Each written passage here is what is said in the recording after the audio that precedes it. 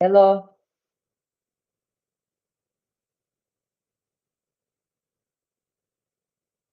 Can anyone hear me from the administrators? Hello, Serap. Probably Joanna Hello. will be shortly. Good morning. Good morning.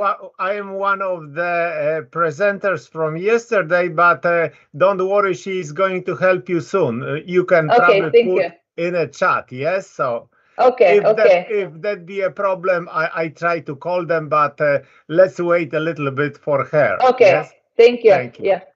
Okay, Dr. Demircan, maybe you can write it down to the chat so then they aware of the problem.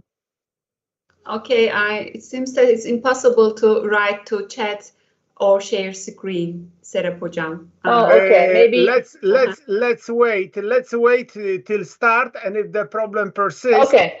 we try to remedy this. Okay. Okay, thank you. Özden, good I'll morning. be back very shortly. Yes. Özden, good morning, günaydın. Morning, Belma Hocam. How are you? It's you. nice to see you. Thank you. Yesterday I had the same problem. Don't worry. Okay. Thank you, Belma Hocam.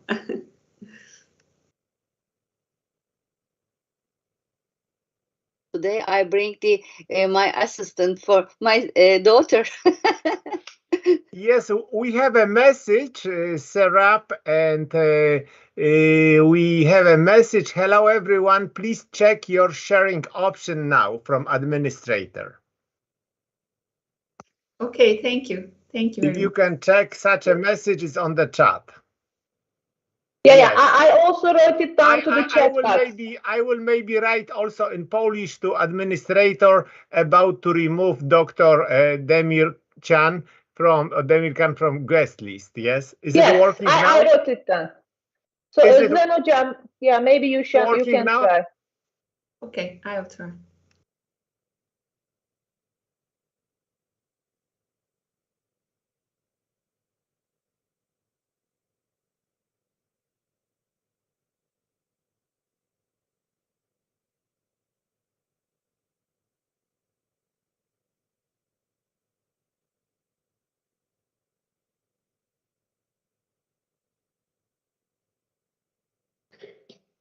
Hello, everyone. Good morning. I can see coping with stress now. I think. Okay, thank you. I'm glad. It's working? Yeah, mine is working.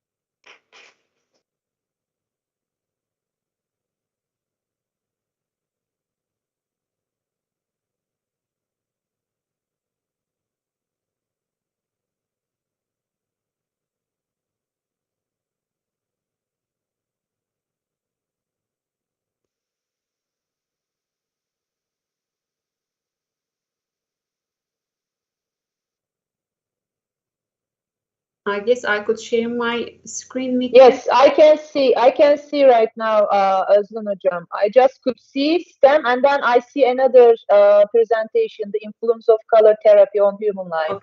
Okay. Then I guess it stopped.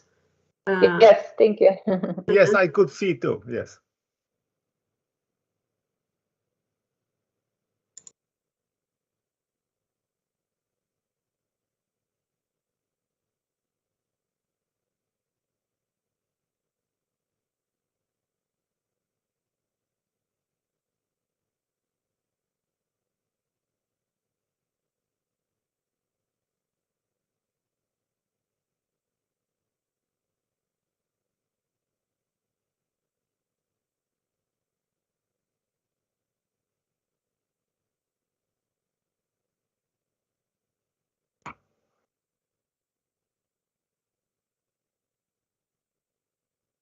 Good morning, everyone. Hi, how are you?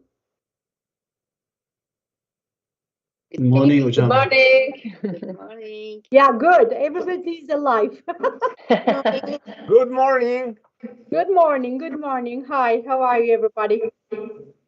Good, thank you. Thank you. Ernie, such a colorful screen that I have in front of me. The color therapy, really. Just seeing the screen, it really helped.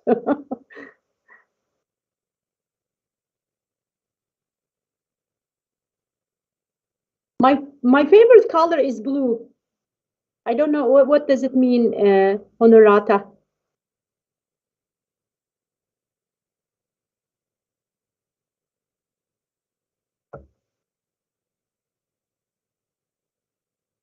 Blue is the Your peace. host? Blue is the peace color. Oh, great.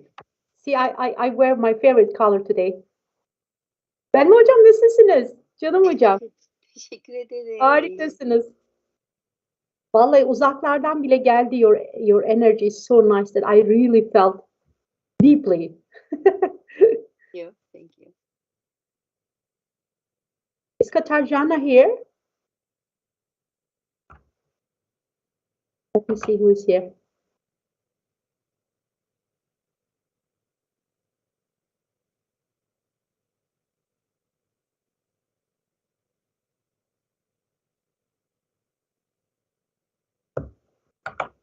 Okay, now let me see. I have your messages.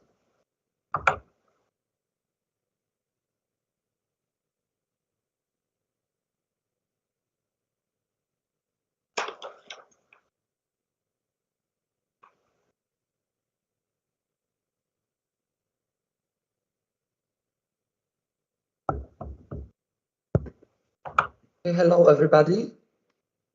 Hi. Hi, hello. Hello. And can we start? Hello. Hello. Hi. Welcome today. How are you today? Everything's fine? Very good. Thank you. Very well, thank you. Welcome to the second day of the conference, International Art Technology Education Management. My name is Justina. It's my great pleasure and honor to be here with you today. And I will be your moderator today. And yesterday we provide us with a lot of new interesting thing and experience. So I think that we can start. The first will be my friend Honorata. She is a graduate of Millennium School and she will present her work titled Influence of Color Therapy of Human Life. Can we start, Honorata? Yes, thank you, Justina. Okay. Hi, everybody. My name is Honorata and present for you the influence of color therapy on human life.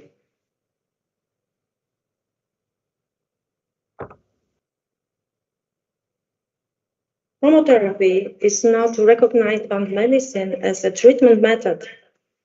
However, color therapy is used in a complementary way of treatment processes, especially for people with mental disorders. Colors have an impact on our well-being. We can support ourselves by them to reach desirable effects.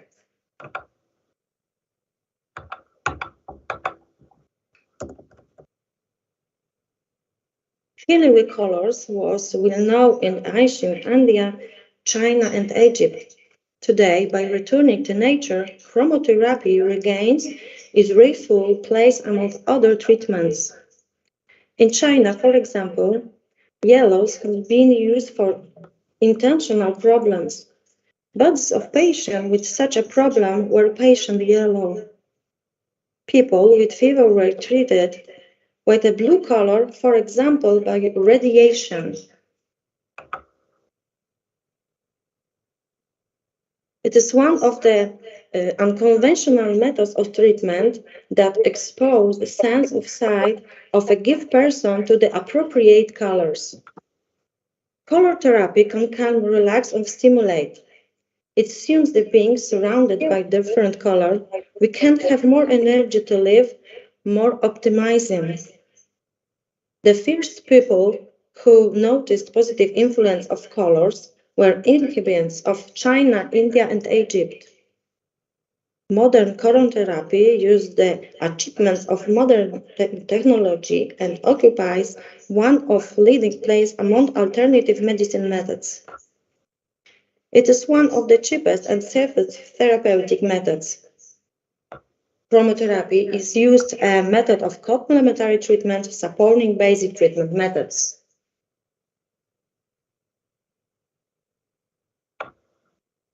Each color is a wave of certain frequency and length which is dose of energy.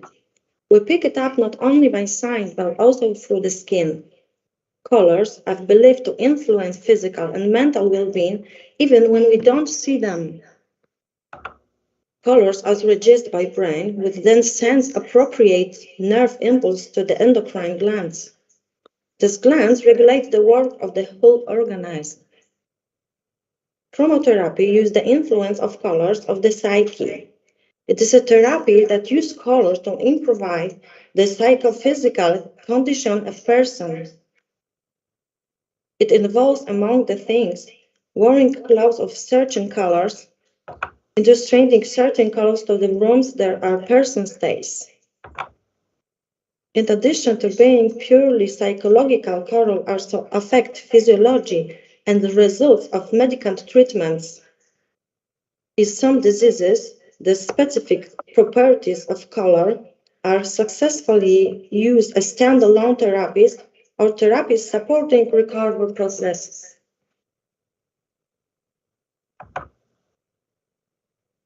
Research has proved that in order to obtain the appropriate healing effect, is it enough to provide the right color sign of specific clothes, wall color, being, bath, interior accessories, flower and food. Irradiate specific parts of body with the appropriate color that resonates with a specific organ. How does color work? According to research, depending on the wavelength, color reflects the energy in the environment. They have a great influence on the cells of the body as they change the speed of the electrons in every living organism.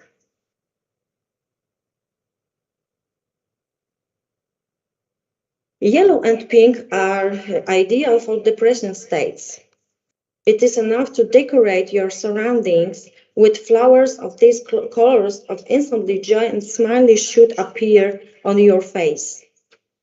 Being surrounded by orange color is a good idea for a look of energy after taking up or tiredness during a day. The perfect color for smiling therapist is blue. If you want to get rid of white effectively, it is recommended to eat of blue plates and surround yourself with this color everywhere. For relaxation purpose, as greenery, which will calm down your nerves resulting from worries and problems. Red stimulates action, increases passion, warms up, speeds up heart rate, raises blood pressure, gives a feeling of power, self-confidence, and stimulates appetite. In hyperactive people, it increases anger and aggression. Red options melancholy, depression, and sadness. These colors add vigor. Red is useful when we have reduced immunity. We will have a cold and we put on red socks or gloves, for example, this color will warm our body. The excess of red stimulates fury, anger, brutality, and even ruthlessness.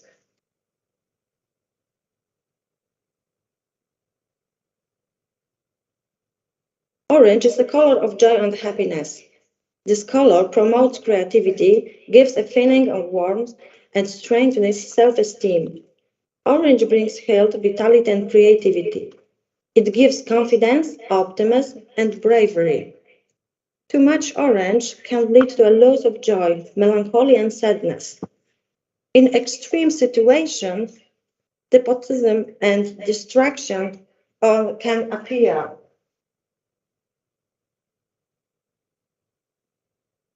Orange is perfect for depressive states because it warms research joy, cheers up, and improves mood.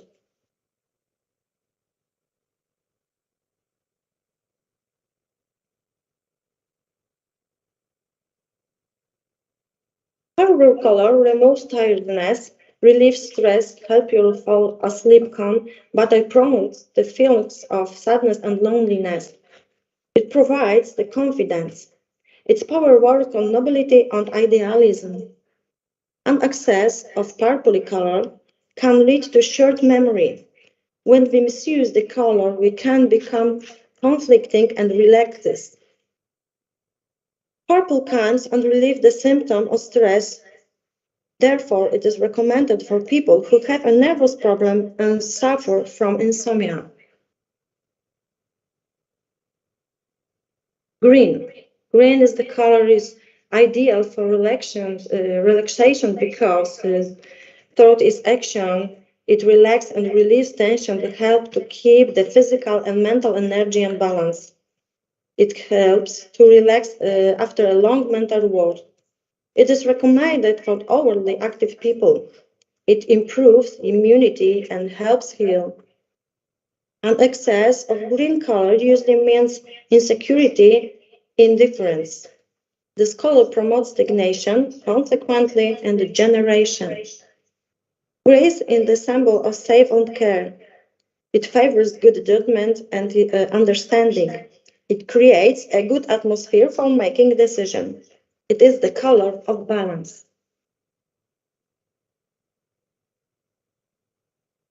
Blue has a calming effect, helps to control stress and promotion restful deep sleep. It gives the impression of coolness, lowers blood pressure, and reduced headaches. There's the cooling properties. This color is perfect for summer. At the same time, it relaxes and makes it easier to fall asleep. It also causes the active of the body to decline, which brings even more peace. Yellow brings hope. It suggests an open mind and inspires. It corresponds with knowledge and wisdom. It harmonizes at sharpness and the mind and the person coming results. The scholar supports the treatment of anemic and digestive system diseases. It improves memory and logical thinking. It has a stimulating effect on the nervous system, so is probably not recommended after the tiring day. Brown gives a sense of security, but I can't relieve modesty. It's used to isolate ourselves from the environment and lower our self-esteem. This color is really used as color therapy. It mental has a protective effect. It has a strongly depressing effect on the mind. It regulates the work of the endocrine organs. Brown improves concentration and knowledge absorption. People who wear brown outfits are often very balanced. Golden colors add self-confidence, energy, help fire fear, and depression. It has benefit effects on the mind. It helps to stimulate creative and learning. Gray is a form of protective barrier that separates from the world and surroundings. This color relax and calm down. In excess, it can cause sadness and isolation from the environment, which has a positive effect on the senses to intuition. This color adds optimism and improves mood. Black, used in an appropriate way, calms and adds self-confidence. Sorry. The sun is the most important source of light. Sunlight improves resistance to infection diseases and supports the absorption of minerals. Working with light can be used to regulate the child arousal cell. Is this important in inhibiting aggressive behavior? The main goal of chromotherapy in the process of revalidating people with the deep mental disabilities is to stimulate the sense, act of them with appropriately selective stimuli, and was liberty the person subject of this therapy and facilitate contact with the cognitive. According to many therapists, the color culture should not be used with mentally retired people. In order to optimally use the chromotherapy method in the revalidation of mentally handicapped people, one should remember the following elements: appropriate atmosphere of class, stability of student making decisions, individual pace, appropriate duration of classes, possibility of repeating activities, variety of stimuli, and appropriate care.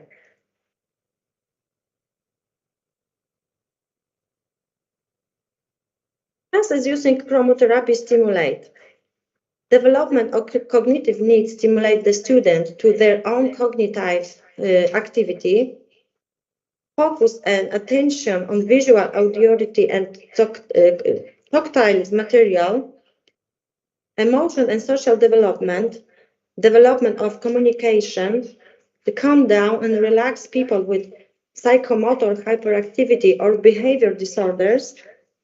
They reduce aggression.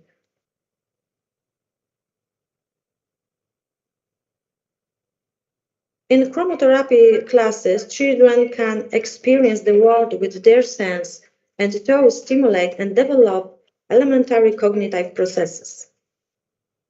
The variety of stimuli makes experience them in such a small space a pretext for getting to know and understanding their own body.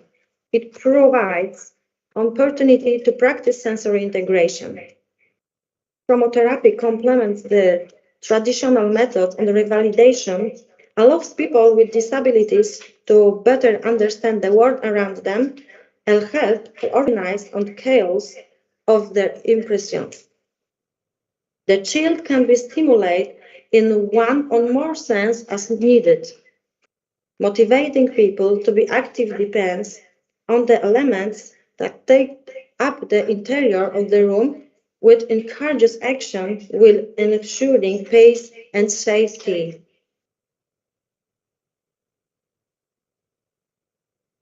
Basic elements of equipment. Elements stimulating the sense of touch, a number of objects of various shape, texture, degrees of hardness. Elements stimulating the sense of hearing. Appropriately selected music tracks, various sound stimuli.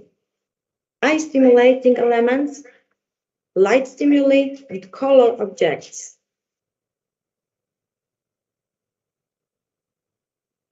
Active and passive colors are on opposite side of the color wheel. Understanding how well they combine can help you create a dynamic palette of dark colors. The warmer and more saturated the color, the less visual white is hand and the easier it is to see it. When painting vivid, warm colors, use active colors, sprayingly our passive shades.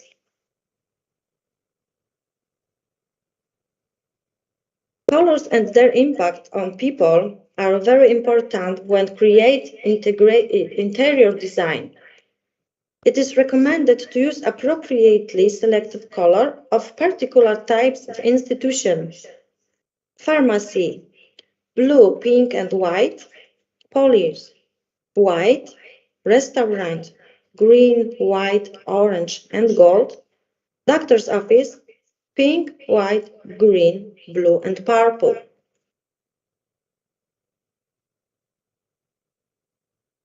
According to obtained the results is the concluded that chromotherapy is an attractive, non-invasive, effective, complementary and alternative option of treatment. It is effective against stress, depression, hypertension, neonatal jaundice, insomnia, various types of pain, and skin infections. This photos shows such a device of light baths, light rain showers, light chambers. Their elements are the equipment of light therapy rooms.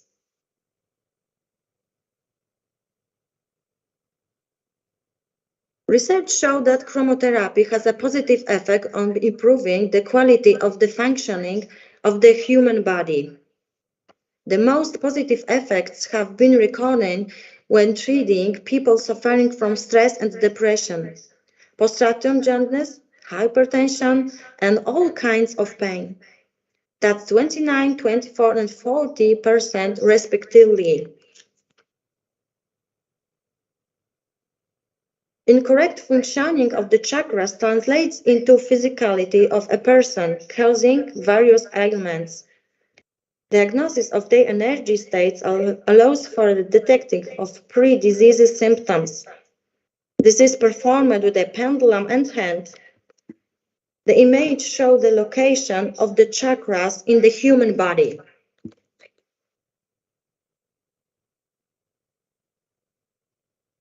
Thank you for your attention. Thank you very much.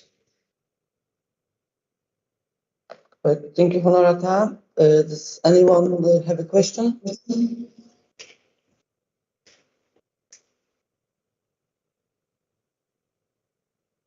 No? Okay. I will present you our second guest, Dr. Magdalena Prędka. Hello. PhD, Millennium University, and she will present coping with stress. I will share my presentation and tell me if you see it.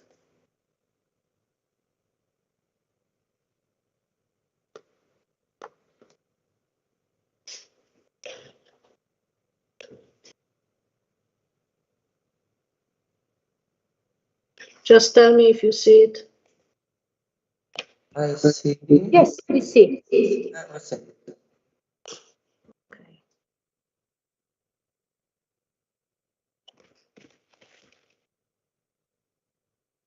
Okay, dear colleagues, I would like to tell you a few words about coping with stress, especially about strategies aimed at solving the problem and regulating emotions. What, in my opinion, can be helpful nowadays and always. Stress, in the general perception of it, is considered harmful. In fact, the damage brought is only stress, which is either too severe or too prolonged. A too prolonged period of stress contributes to the development of mental disorders, especially those such as various anxiety disorders and depressive.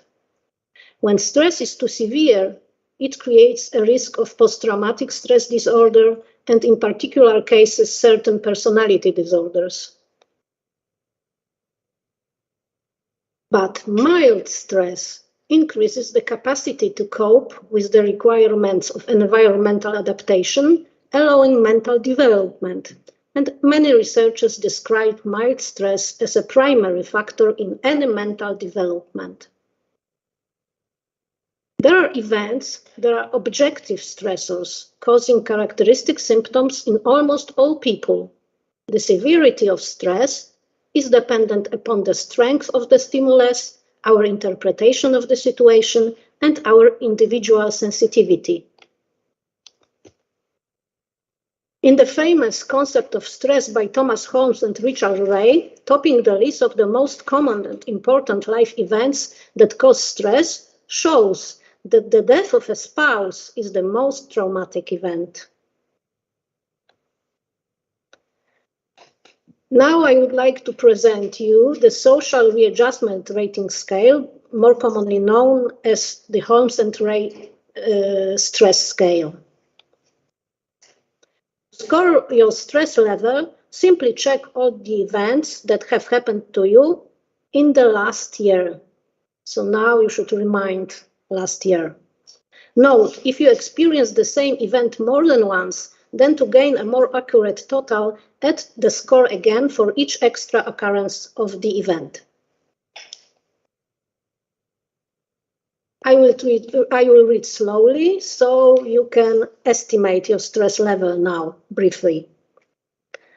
The first The death of the spouse scores 100 points on that scale. Then goes divorce. I will not read points.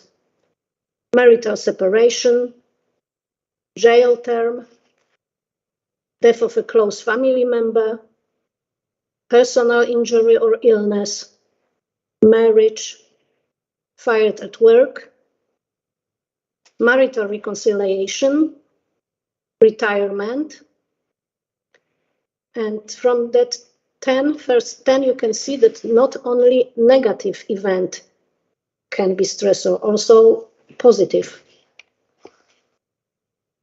Change in health of family member, pregnancy, sexual difficulties, gain on a new family member, business readjustment, change in financial state, death of a close friend, change to a different line of work, change in the number of arguments with a spouse, a large mortgage or loan,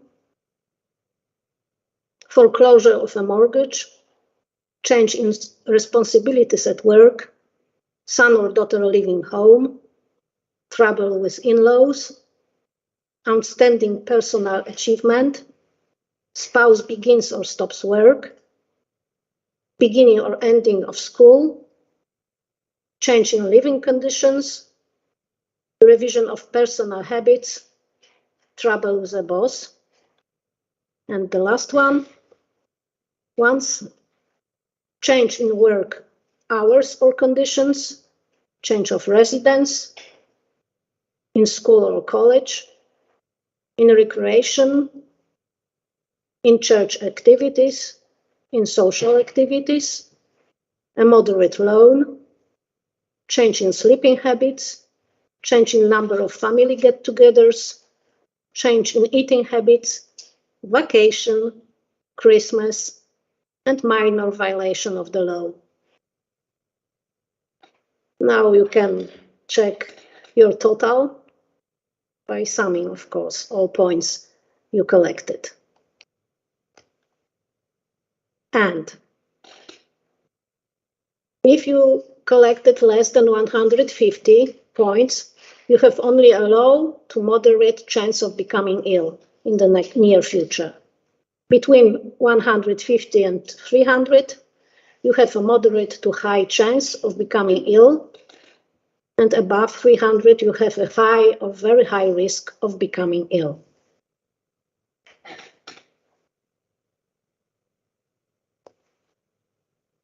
I hope you didn't collect too much. But the most widely used psychological instrument for measuring the perception of stress is perceived stress scale.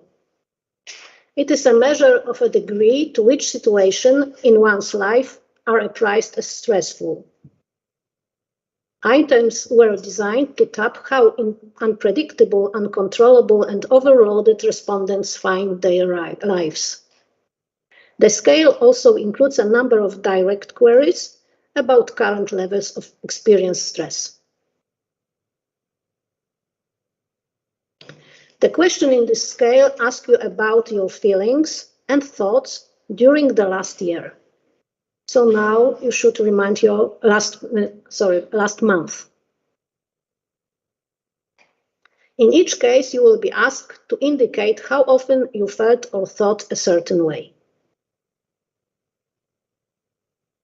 And again, if you want, you can estimate your level, the level of your stress now by answering these questions.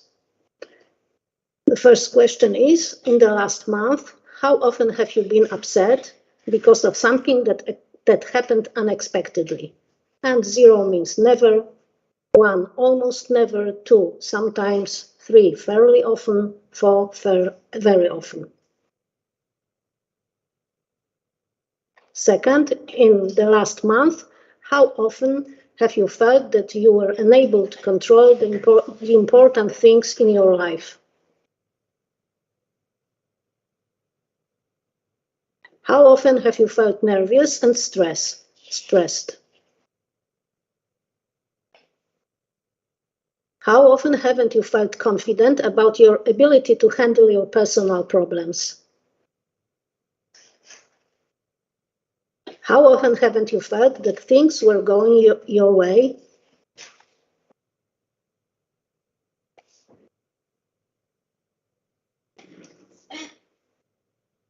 In the last month, how often have you found that you could not cope with all the things that you had to do?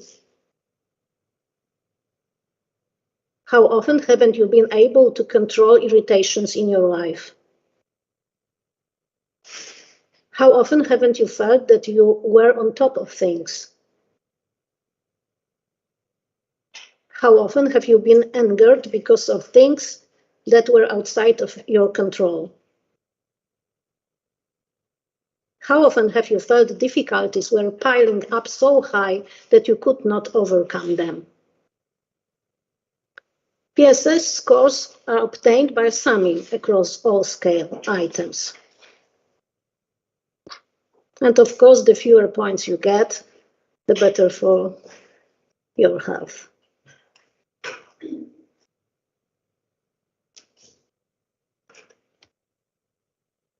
Okay.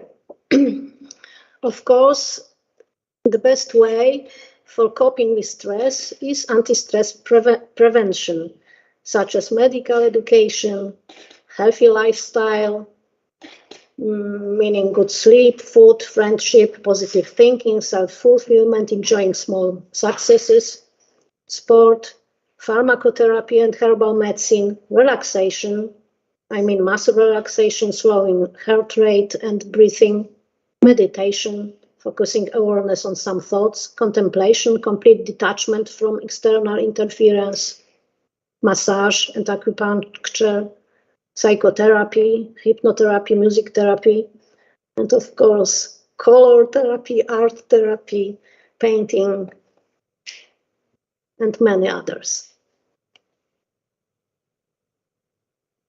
There are two types of strategies for coping with stress. Strategies aimed at solving the problem is the transformation of a stressor or a change in relation to it, such as fight, flight, and compromise, and strategies aimed at regulating emotions, such as medication, relaxation, defense mechanisms, for example, fantasizing, rationalization, denial.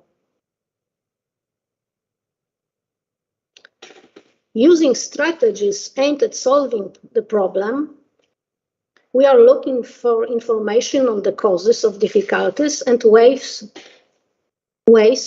to solve the problem. When someone acts immediately, not allowing himself to break down, trying to control the situation and himself. In the short term, it is of course a valuable work. In the longer term, it brings health problems. We often say to ourselves, don't give up, get to work.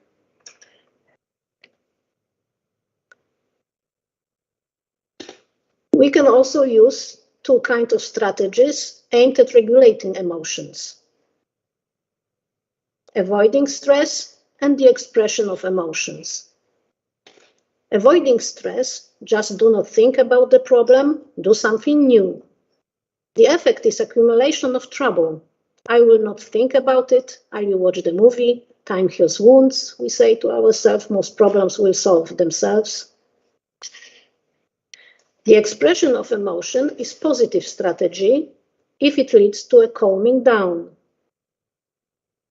But unfavorable strategy while winding up can bring intensification of anxiety, panic, hysteria. We say, I have to cry, talk myself out of it, or I'll go mad.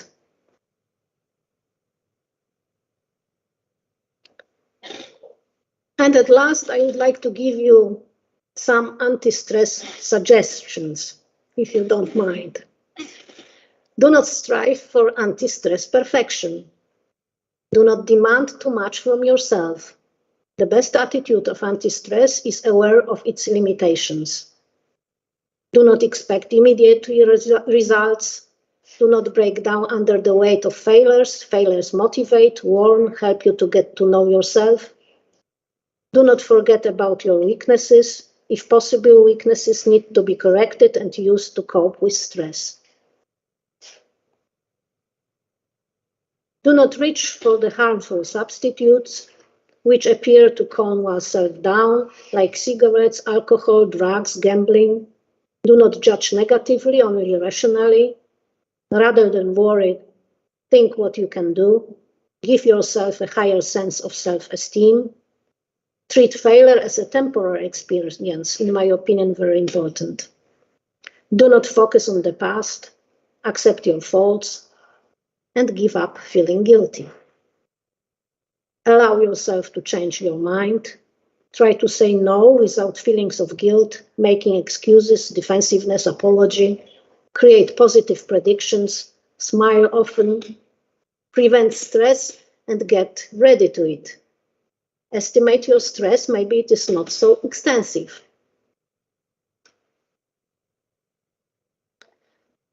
Sentences that can also help you to cope with stress. Say to yourself, fear is only a symptom. I understand, is what the psychologist said. It will pass. I will take a deep breath. When there is fear, I'll take a break. I will focus on the present, what I have to do. I will think about something else. This is not the worst thing that could happen. It is not as bad as I expected. I handle things step by step. I do not have to be perfect. It's not my fault. You can use also relaxation techniques. For example, trance running, stretching, diaphragmatic breathing, breath meditation, and primary relaxation, crucial. And as an example, I prepared for you visualization, relaxing waterfall. So if you want, you can try to relax now with me. Follow my suggestions. Sit in a comfortable position with straight back. Close your eyes. Focus on the breath. Feel each breath in and out as the chest and stomach rises and falls. Do not control your breath, just observe it. When you run away somewhere in your thoughts, gently return your attention to the breath. As many times as is needed. Do not give up. Imagine that you walk in the woods. You are surrounded by large trees. You are walking slowly through the forest. Suddenly, the sound of flowing water comes to you. This is a very nice sound. You hear it more clearly. Get closer to the flowing water. Go along the stream. Come to a waterfall. This is a very beautiful waterfall surrounded by a mist of steam. Its water is warm, pearly foam. There are flowers, birds. Look at the flowing water. Water is clean and warm, falling in the cracks of rocks and earth. The image of the waterfalls fills your eyes. The noise of falling water calms your heart, fills your ears. You feel a pleasant emotion. This is an important moment for you. Try to understand and feel the sense of pure water. And if you are ready, imagine that you are undressing. And here you are in the nature so that you really are the same at birth. Enter now into the magnificent waterfall, with water so pure, full of energy. Feel the water flowing through your body. You feel its gentle, friendly warmth. It is a pleasant, cleansing feeling. The water is light, very light. You let it flow around your body. You feel like a gentle water runs along your face, neck, back, and whole body. Imagine how the water penetrates and flows down along your body, your chest, stomach, through your legs to the feet. You feel like your feet are well rooted and based on the ground. For a few moments, stay with that warm, good water flowing through your body. This water is so pure that if you want, you can let it reach inside you through the top of your head. It flows into your head and clears your mind. Allow water to flow in you as it wants. Flowing, it takes all necessary cells, fat, muscle tension, bad memories and fears. All this from what you want to break free, which is not needed, which is not good for you. You feel the circulation of water throughout the inside of you. Heavy water from everything you want to get rid leaves through the feet. You feel more and more purified and renewed. You realize the deep meaning of its purity. You feel light, extremely lightly, ready to new life. Your body has been freed from everything that bothered you. And now, come out of the waterfall and go through the forest. Meet the new world. For a moment, stay with your new vision of the forest, nature. Watch the trees, plants, birds, animals. Realize that your way of seeing has changed completely. If you wish, you can promise a waterfall that you will regularly come back to visit it. Open your eyes slowly. Thank you very much for listening.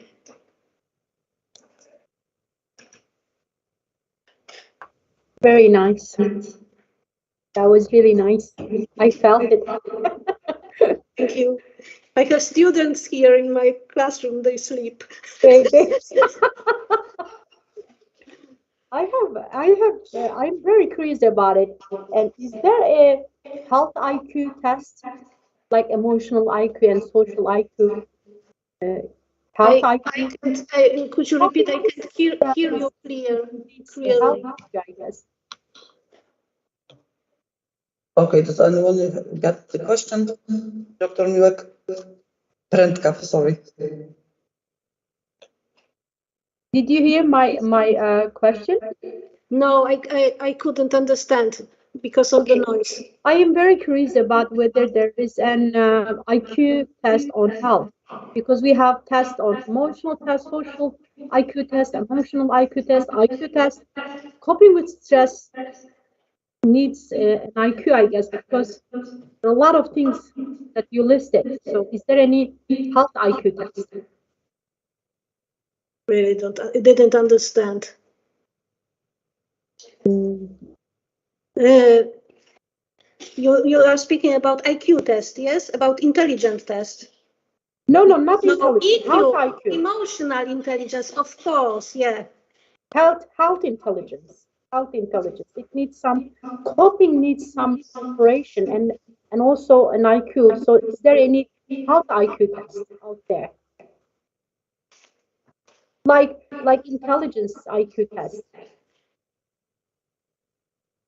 You are asking about correlation between IQ test or EQ.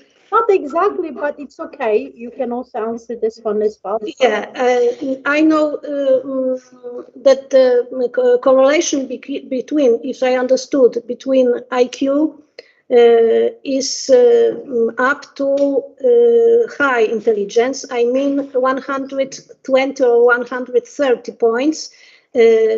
Under that bar is a correlation, negative correlation. If you have lower IQ, you are less creative, so maybe you are less creative also in coping with stress. But above that bar, I mean 130, there is no correlation, no negative, no positive correlation between emotional quotient or IQ, I mean rational intelligence. It is above that bar. It is correlation with emotional intelligence. Okay. Yeah. Thank you. I'm afraid it was not exactly what you were asking about, but the noise, it's okay. It's okay. It was not a question, actually. It is my curiosity that I would like to just check, and I can search by myself as well. Thank you so much. That was really nice. I relaxed it. Okay.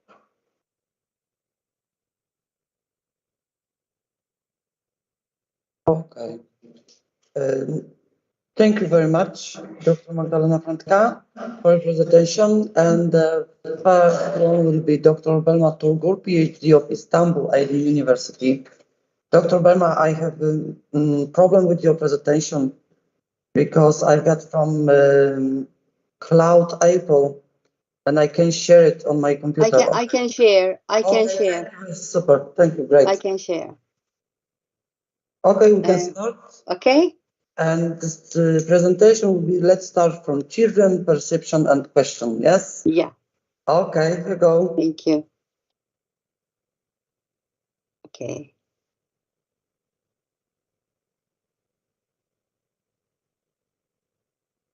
Yes. I would like to say hello and welcome to everyone in their own language. Merhaba, hoş geldiniz. I would like to thank those who organized this meeting and invited us.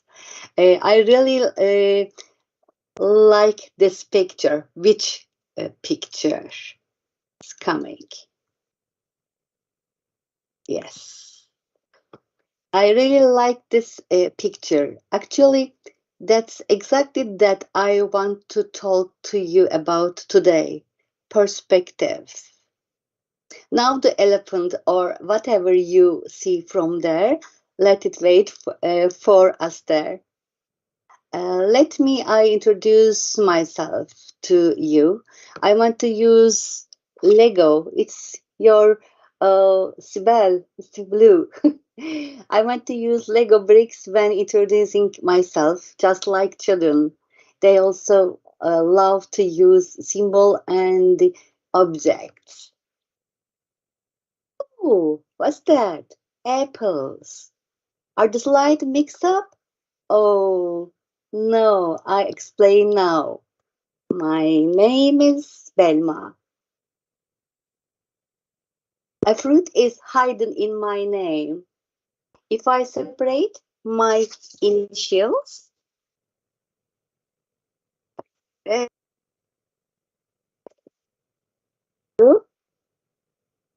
it okay? Oh, no. Yeah, like this. If I separate my initials, I am left with an apple like this one. I want to share. Oh, excuse me. Like this. Yeah. As you see, I have many social roles all together. It's described and defines me. I am a professor. This is the professor. I'm a professor at the university. I love birds, collecting memories, writing, taking photos, being in nature, and I like chocolates. Yeah. I am now about to complete my 39th year of my profession in my career. I have been a kindergarten teacher for more than 5,000 children. Okay. We will be careful. I'm a mother. I have two children. I have a sister. 4 sister. Yeah.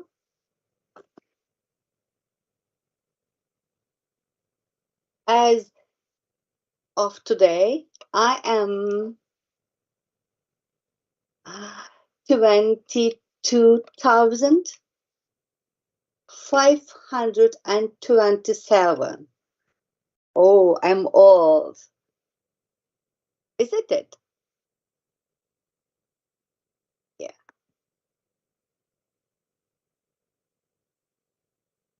Today, oh no, excuse me.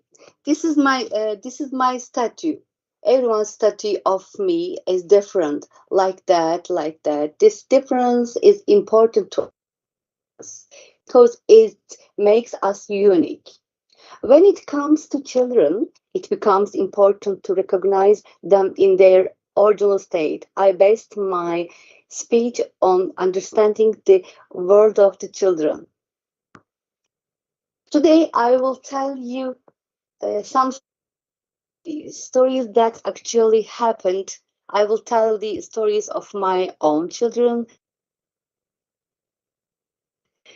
Okay, I hope you enjoy it, but most of all, it makes you think. Crying picture with his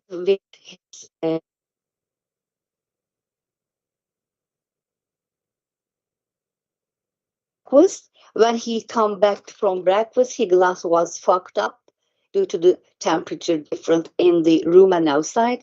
Picture was flowing through the glass. This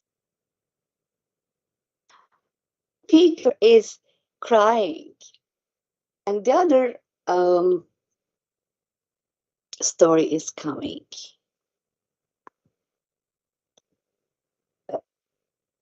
It was the first year, I think, teaching kindergarten at the Hacettepe University. I was in my day, one of the kids in my class drew the two sun in this picture. After completing his painting, I asked him to describe his painting. He told me, but he didn't mention two suns. I said, see two suns here? I asked him.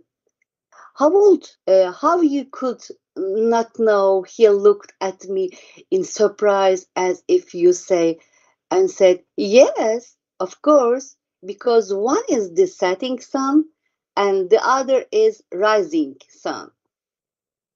One of the most valuable things I learned in the first year of my career is to listen to children, to be patient and calm, to be observant in order to understand what they think, why they do or do not do it. Because children's view of the world is very different. Don't think for children, please. Think like children. I think being able to look through the eyes and the heart of the child is a wisdom. What goes from apprentice to master? Yeah. In each language, the child is written differently, but the characteristics that define the child is each language are the same. Curiosity and child, play and child should be considered together. I hope that your language to those watching us is the curiosity. Did you find your own language?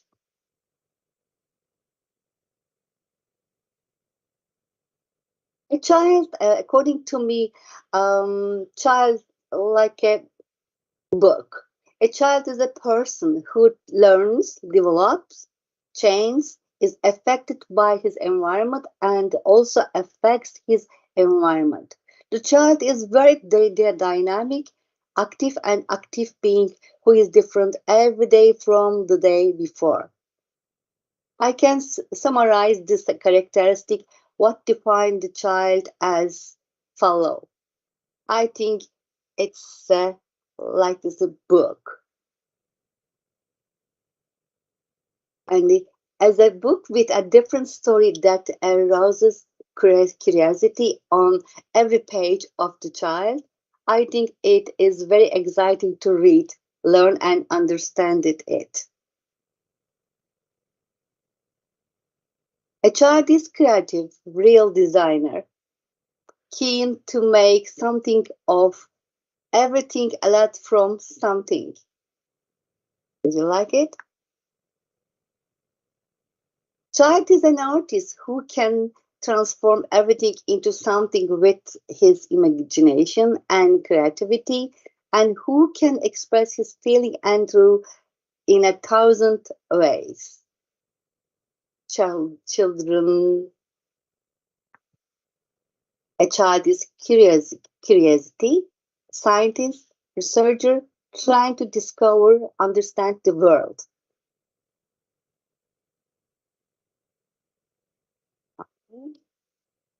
A child is a organic philosopher, according to me, who is born without knowing and who is born without knowing anything, but with the potential to know and understanding everything, asking questions.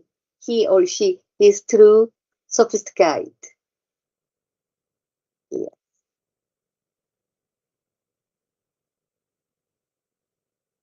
Um, this slide is according to my son.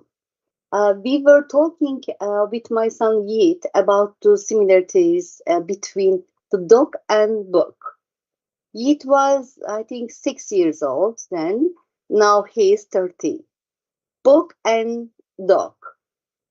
They both begin with this same sound. Both are the five-letter words. We've talked about the protecting them, taking good care of them. They both get dirty. Yeet said they were both alive. I'm shocked. I said, explain how. Isn't it real alive to me? She asked. He asked. Yes, I said, live.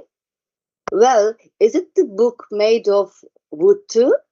Then told me he was alive too. Is it correct? Yes, correct, true. That's why you need to be careful when talking to children. They have a lot to teach us. This is my son and my daughter when they young. A child plays. Play is a child's specialty. What he does with great seriousness is his job. A child is real game master who is always busy with something, who constantly work for himself, who does his job seriously. That is, who can play games everywhere, under any conditions, with everything, and at all times. For a child, movement is one of the language of learning. A child is potential athlete, dancer who can use his hands and body skillful. In summary, I would like to say children are not blank slate. As the ancients said, it is not a blank piece of white paper on which we can write that we want or past that we can give the shape we want. That this child comes into world full. It is a responsibility of us adults to believe in their power and to build the environment in which they will use this capacity. Like this. Think of the like this. If you don't open the gap of this you will not be able to test it.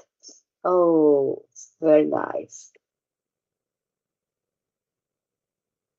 Children wait for their covers to open. The rest is their job. If you listen to children, you observe carefully, they give you very important clues about their own needs. An adult sees the messy room here, The child, on the other hand, is an adventurous forest that he visualizes in his imagination. If you are a kindergarten teacher like me or a parent, you have a small child, you know that every day an adventure wait waits you. No day passes with the same routine. Children do their best to surprise you, make you think, and work harder. Looking at the world through the eyes of children and thinking for children are two very different things. Our job should be to try to understand the world of children in order to be able to think like children. Children are natural.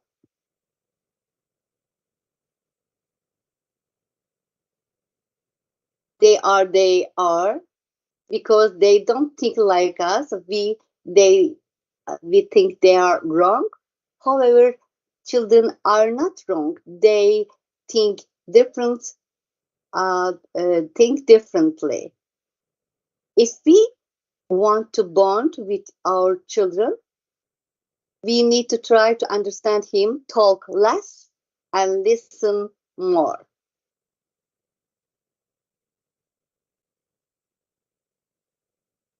This is my daughter's story. My daughter's name Öykü. Öykü means in English story means story in English. My son's name is Yiğit. Yiğit means hero in English. My wife chose my son's name, and my daughter's name is me. One day, Öykü asked me this question, Mom, my father decided my brother's name would be, and you for me. Well, who decided that the name of the red is red? Who decided that the name of the red is red? I was faced with a question that had never occurred to me. Besides, I didn't know the answer. I gave the following answer to the story. When I first saw red, it was named Red. So I don't know, but no, but now I am curious too. So I thought we would look into if it you want.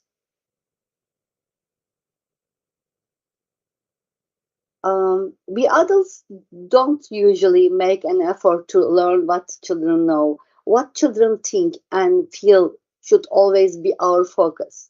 We think they don't know anything. We convince ourselves of this. We think that if we don't teach them, they will be incomplete and they will not be able to learn on their own. Do you see? Do you see this colored paper in my hand? What do you think this could be? Anyone wants to share their opinion? Hmm?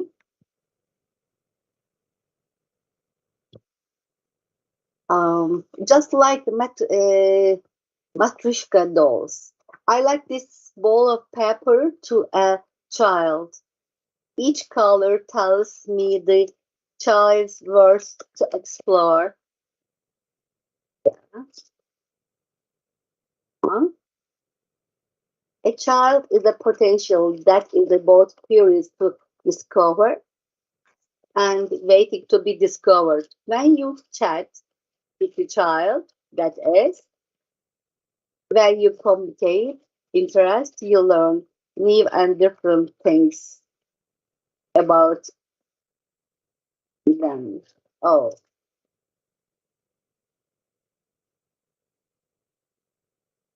it's the child. However, when I meet a child for the first time, I see myself as a novice in front of that child. all my effort would be get to know and understand that child and turn my experience into familiarity.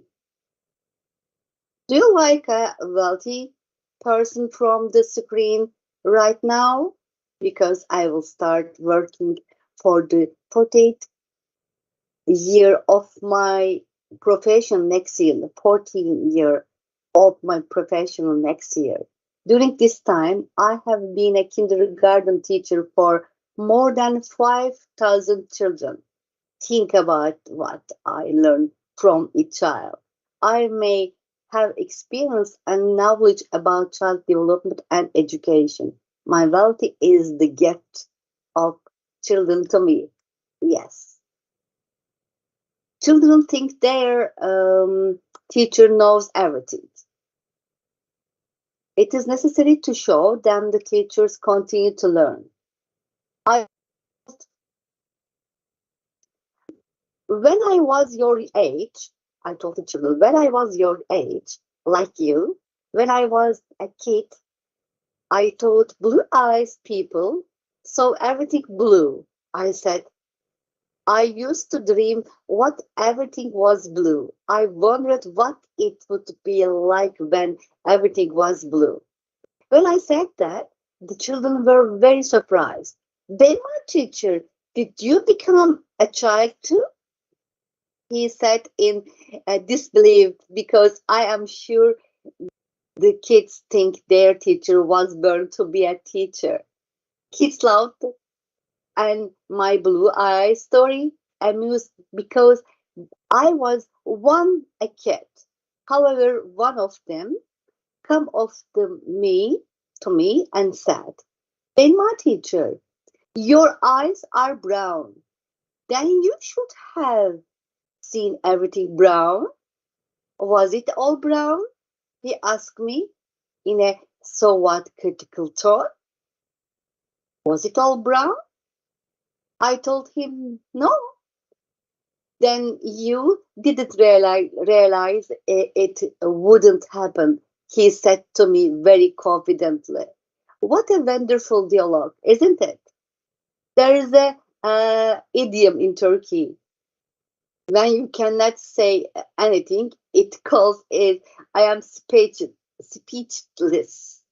Where is another opportunity to learn from the child? You learn a lot about children if you talk to them, if you chat, if you engaged in dialogue rather than monologue. Yes. So, how will this happen? What language do you know? Can you read, write, speak fluently? Do you think what? Do you think that you use children language that is their play and game language effectively? Play is most natural and effective way children. We become a play-friendly teacher or parent, we can understand our children's feelings and thoughts. This is our first chance. We must use it well. Now, I would like to convey my observation of play in kindergarten. Oh, firstly, would you, if they said, see, no more playing games, we don't let you play. Children said that I never accept. I wake up every morning to play games. Only 5 years old. Yes, my story is starting. Four girls were playing in the garden, and I was watching them. One was lying on the ground, the other were talking over her head. When the child lying on the floor moved, they remind her that you are dead and you cannot move. You lie down, don't move. You are dead. Warning lasted 2 or 3 minutes, maybe a little longer, I think. The girl who was lying on the ground, playing the role of the dad, got up angrily. She clearly didn't like to be inactive. She told her playmates, I'm tired of lying on the floor. Now you died a little too. Then, for a short time, someone else was dead. Then the play was over, and everyone went to playing another play somewhere else in the garden. As an adult watching the play, I learned this. Dying is in the eyes of children can be short-lived. When you are tired or dying, you can come back to life. From time to time, you must try to think like a child. When criticizing an adult because of his thoughts, it is said that you are like a child, even children don't do what you do. If someone tells me you are like a child, I think of it, it's a compliment to me. Ed. According to me, being a kindergarten teacher means learning firsthand. First hand. And one day, at the other story is at our university practice kindergarten to me and asked me a question, very important question. I never expected until then. I never expected until then. I had not thought about this question or its answer. Have you ever wondered the question children ask? Yes. Where is the question? Teacher, when will you die? Teacher, when will you die? I was surprised, but I replied immediately. I said, I don't know. I told you. Look, she didn't know. He said, my guess is that they had a conversation about me. I gave my answer, but I wondered why they asked such a question. This question must have a story. I went to the children about the question you just asked. I said, now I have a question for you. What did you wonder about this question? One of the children said, can't teachers can't teachers know everything? I understand. Yes, I know a lot, but I don't know everything. But every day we have a chance to learn something new. But can I tell you a secret? I said to the children. They were excited. There are things I know, there are things I don't know. Maybe there are things I don't know wrong. But there are so many things I wonder, I told them. We can talk about wondering someday if you want, I said to children. One of the children must have surprised that I was wondering because he asked me the following this question. Belma teacher, do you know how to wonder? So I did, and I decided to talk to kids about curiosity. What does it means to wonder? What are you most curious about? When you are curious, what do you do satisfy your curiosity? We asked. Children are born with the interest, curiosity, and capacity to learn. Children interest in learning makes them natural researchers. This is 4 years old. What is the wonder? For example, it is the desire to learn about an unknown subject or object. It is the desire to touch and look at something. We studied 4, 5, 6 years. 5 years old, the answer is for information. It's something we don't know we answer to. It's to think about that what he is doing and how is going. If you want, you can take photo. And 6 years answers is what is it to wonder? Finding knowledge as a wise person in contemplation. It is inventing, it is thinking of new invention. It is the question people ask to learn. It is something the person was never seen.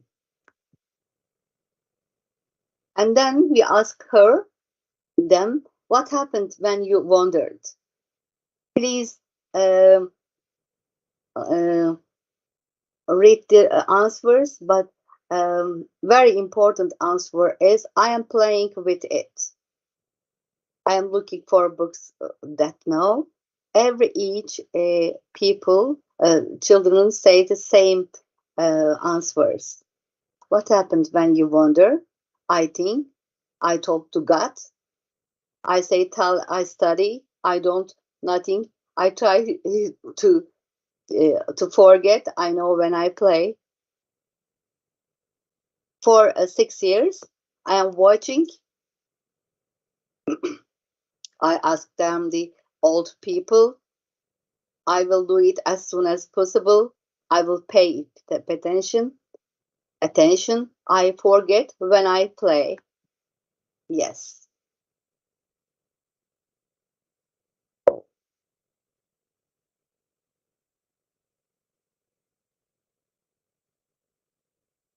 I would like to share some of the children's questions with you.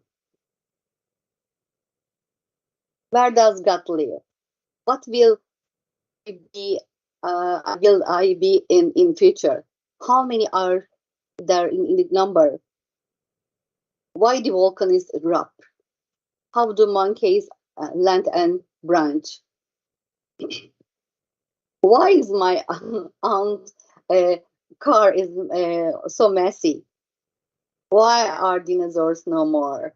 Why doesn't Göksu call me beautiful? How did become baby?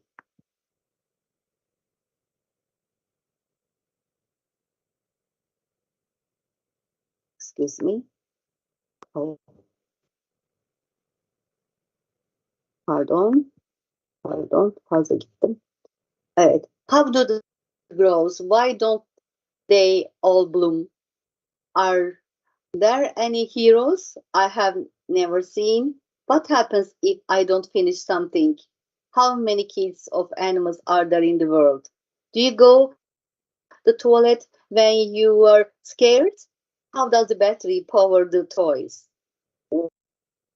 inside our brain? How does the sound on the phone go? What is my dog doing at night?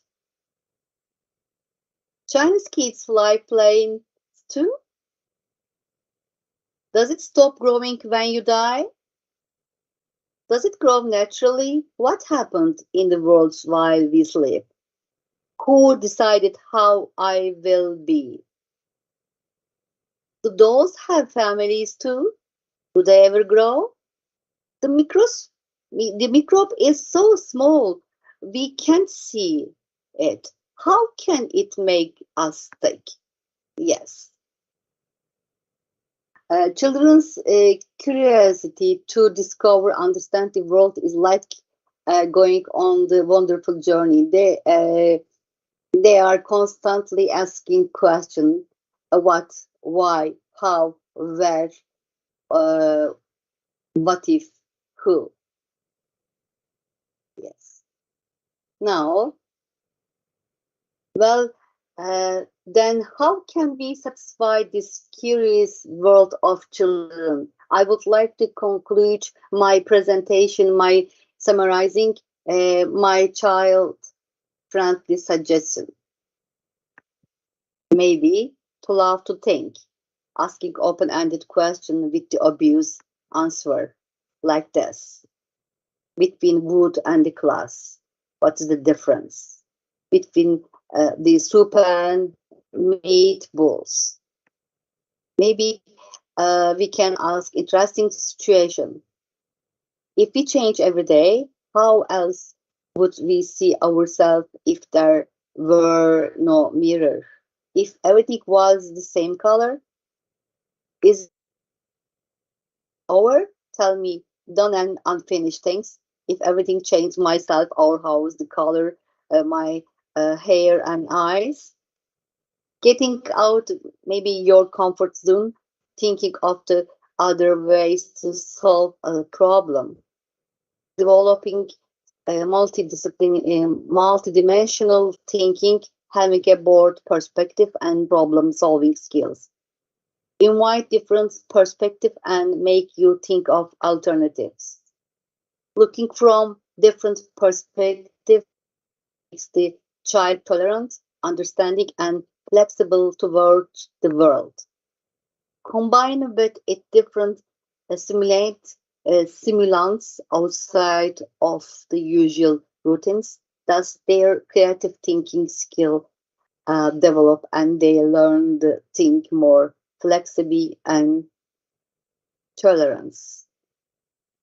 Did you remember set up these photographs? Surprise the children from State College. Children are already masters at surprising as adults. Let's hear the children's voice. Don't forget me. I'm here. See me. Talk to me. Listen to me and understand to me. Yes. Finally, can I have a request? Could you please tell me three people what we talk about there today? Just like in this photo or in words of the month game, we will tell it as we understand it. But I think this is a good way to convey an idea and emotion. You see, you want to remember after the speech as well. If you are a teacher, you will stay tomorrow. Everyone has same hours, 24 hours. How we use it is up to us. Thank you for attention. I hope I used my time is okay. It's okay. Thank you. Okay, thank you very much. Does anyone have a question, Doctor? No? I've got one question. Thank you. I was thinking. Wait a second, my student has a question. Okay. I was curious when you talking about the blue eyes color. Sorry, my student has a question to the speaker. Okay. All right. Okay. I want to ask, can you tell us about some examples of games that we can use in order to stimulate children's creativity and curiosity? Because we are all students of pedagogy and we would like to know some games that you use as an experienced teacher to stimulate your students, children from your kindergarten, just to stimulate their curiosity. If children can play, but they can play free play, they can learn everything. They can develop creativity, critical idea, and the different dimension idea. But it is very important things. Children can play free play, not drafted play. The drafted play and the very maybe guided play is important also. But I think it's very important chance is the if they can more times in the play, free play, they can develop very fluently. Okay, so we shouldn't stick to particular games. We should give them free will and free time in order to find their own games and find their own activities in order to stimulate their curiosity, right? Yes, yes. Thank you very much. Thank you. Okay. I've got one question. Yeah. I was curious when you're talking about the blue eyes color in children, and I'm curious, what do you think when children got the two eyes color? Because I've got a friend, and he's got one blue eye, and the second is brown. In Turkey, we have a cat. Its name is the one cat. One is the blue, and the other eyes is the brown.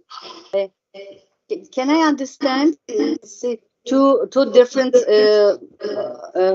colors, people. Yes. If I don't know. One question. Maybe I can answer to him. I don't know. If you want, we can search together. All right. Okay. Okay. So okay. Thank you very much. Does anyone have a question? It's rather something to share, if I may. First of all, thank you so much, Bill Mahujan, for a very interesting topic. I'm a father of 5 children, and 5, yes, and I know I'm dealing with them every day, interacting with them every day. The first thing I like to mention is the sun. That reminds me of what I always say to myself and them. There is always a sun. I mean, the picture you showed about the sun. There is always a sun even after the sunset. And that gives us hope, that you don't have to be sad that the sun is going to go into sunset. There will be a sun even after the sunset. So that's a message of hope. I would like to say that the children are far more creative than we think. We have to understand that we can learn from them, especially when it comes to creativity. They may come up with a solution or with an idea that we adults may not have thought of before.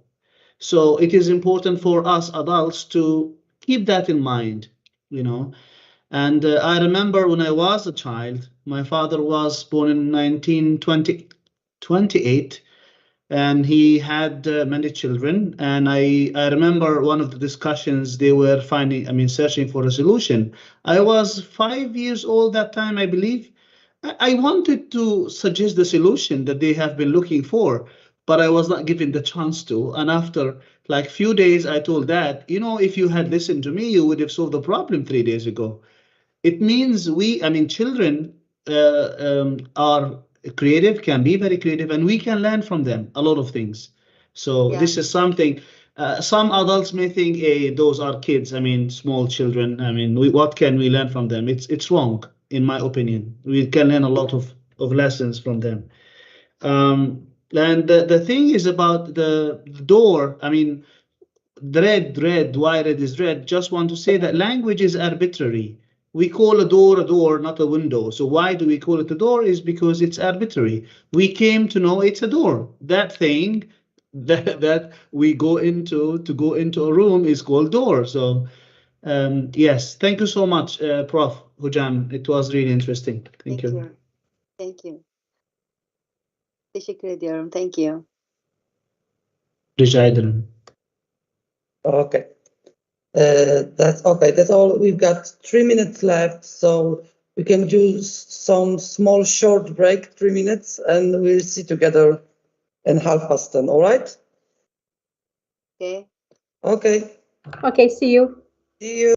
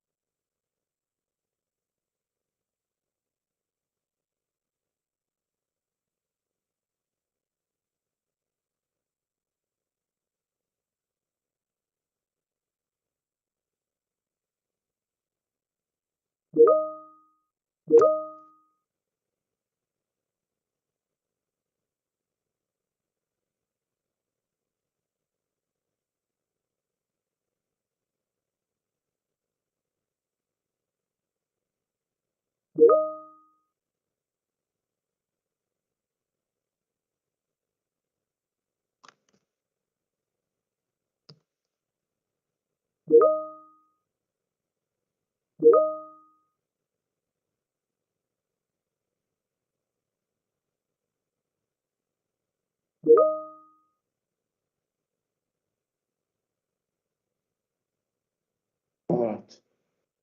So Justin, can you see my screen? Yes, now yes. Okay, thank you.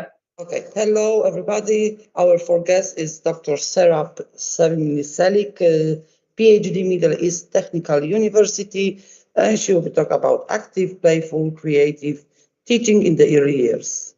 The microphone is yours, Doctor.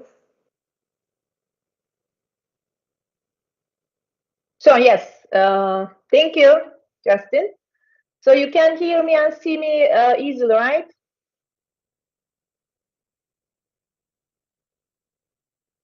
Yes, we can. Okay. Yes, thank you. And greetings from Turkey, everyone, again, after following Professor Belma Turul's presentation. So I'm going to talk about active, playful, and creative teaching in education. Just before starting, I think it will be better for me just to introduce myself because I'm kind of a researcher working at the university, as well as working with kids a lot of the time as a practitioner, as a teacher, and also working with the masters and graduate and doctorate students at the graduate and undergraduate level. So as a teacher lecturer, I can call myself. So, and these are kind of my research focuses and also kind of my some projects that I'm gonna talk a little bit today, just a little bit of some of the projects. So, and before I begin talking about this early childhood education, I think it would be better first we understand our educational system a little bit, just very briefly. This is our general structure of education system. It is governed by a national system, which is Ministry of National Education, and early childhood education is not compulsory in Turkey right now. So, and it covers the education of children between the 36 to 72 months and operated as daycare centers, nurseries, and kindergartens. So, of course, I'm not going to go into detail about this educational system, but of course, in every country, everyone has their own concerns. We have our own concerns as well related with, especially these domains, these developmental domains. So, because in early childhood, it's very, very critical to talk about this holistic approach in the development, right? So we need to be having this balanced education on cognitive, social, emotional, and physical. But unfortunately, when we look at this physical aspects of the curriculum, it's kind of not very well supported, like supported as cognitive domain in Turkey. I'm talking about our education system. Since we have this university entrance exam, unfortunately, schools are starting this heavy academics and academic requirements at the very early ages. So, and also another concern we have is this centralized curriculum. We are using centralized curriculum, which means one size fits all approach. So we have a lot of diversity and a lot of different regions that need more uncentralized curriculum, also based on the regions and specifically some specific regions. So, and as well as we have this limited quality standards and control, unfortunately, in our curriculum, particularly the physical conditions of our schools need some improvement. So, which also leads this holistic approach in a problematic situation, unfortunately. So, and another concern in our curriculum right now is this mind-body distinction. So these are two distinctly separate entities in our educational curricula, unfortunately. So, which means our curriculum are overemphasizing the potential of the mind over the body. So, and unfortunately, our education system is kind of also approaching the educational issues mostly from cognitive perspectives. Even the way we teach, even the way we design our schools is from cognitive perspective. So, and also predicting the future success, unfortunately, based on the intellectual ability. We are not talking and mentioning much about the social emotional domain, not much about the physical domain, heavily intellectual ability. We are measuring our children's success based on these cognitive and intellectual abilities. So, and also, as I just said before, the way we arrange our classrooms and structure our curriculum doesn't leave much space for children to explore their surroundings and explore themselves, express also themselves in bodily and creative ways. This is one of the typical example of a classroom that I took one of my visits to the schools. So this is the typical Turkish Ministry of National Education curriculum in Turkey. And as you can see, when we consider the expression of children themselves in this classroom, it's not that very easy in terms of physical domain, right? So, and for this reason, because of these concerns, we need for restructuring the status of this body-mind relationship. So, yes, of course, we can do something, but these problems can be separated into two. And I just can categorize them with the more problematic ones and the less problematic ones. The more problematic one is the physical condition of the school buildings. Of course, we cannot change the way now the usual buildings, right? Of course, we can talk about 21st century designs, but right now we have already these school buildings. It is right now difficult to do this whole restructuring, right? So, and unfortunately, we still have this centralized curriculum. Maybe decentralization of the curriculum might be also another way, but these are the more problematic at the political level concerns, okay? So what we can do as educators and the teachers, and we have students right now here listening to this presentation, I hope, and then future teachers. So create classroom environments where both in-service and for-service teachers rehearse and enact play skills that could increase the motive to become an active play and creative teacher, right? So, and actually this active and playful teaching is not new, right? But perhaps not well understood relative in the head of learning. So when we look at these historical improvements and all these history, so we all know these names, right? From starting from Plato to Montessori, Piaget, Dewey, and Gardner. They all talk about this active and playful teaching many, many years ago, right? And I really like about this very old Plato saying is bodily exercise, when compulsory, does no harm to the body. But knowledge which is acquired under compulsion obtains no hold on the mind. So that's very, very important. They all state the importance of discovering the world through physical senses and experiences the body's physical interaction with the environment is very, very important. So what we can do in the classroom is just maybe internalize what is this active and playful teaching, right? So, and it is not just knowing, but also doing.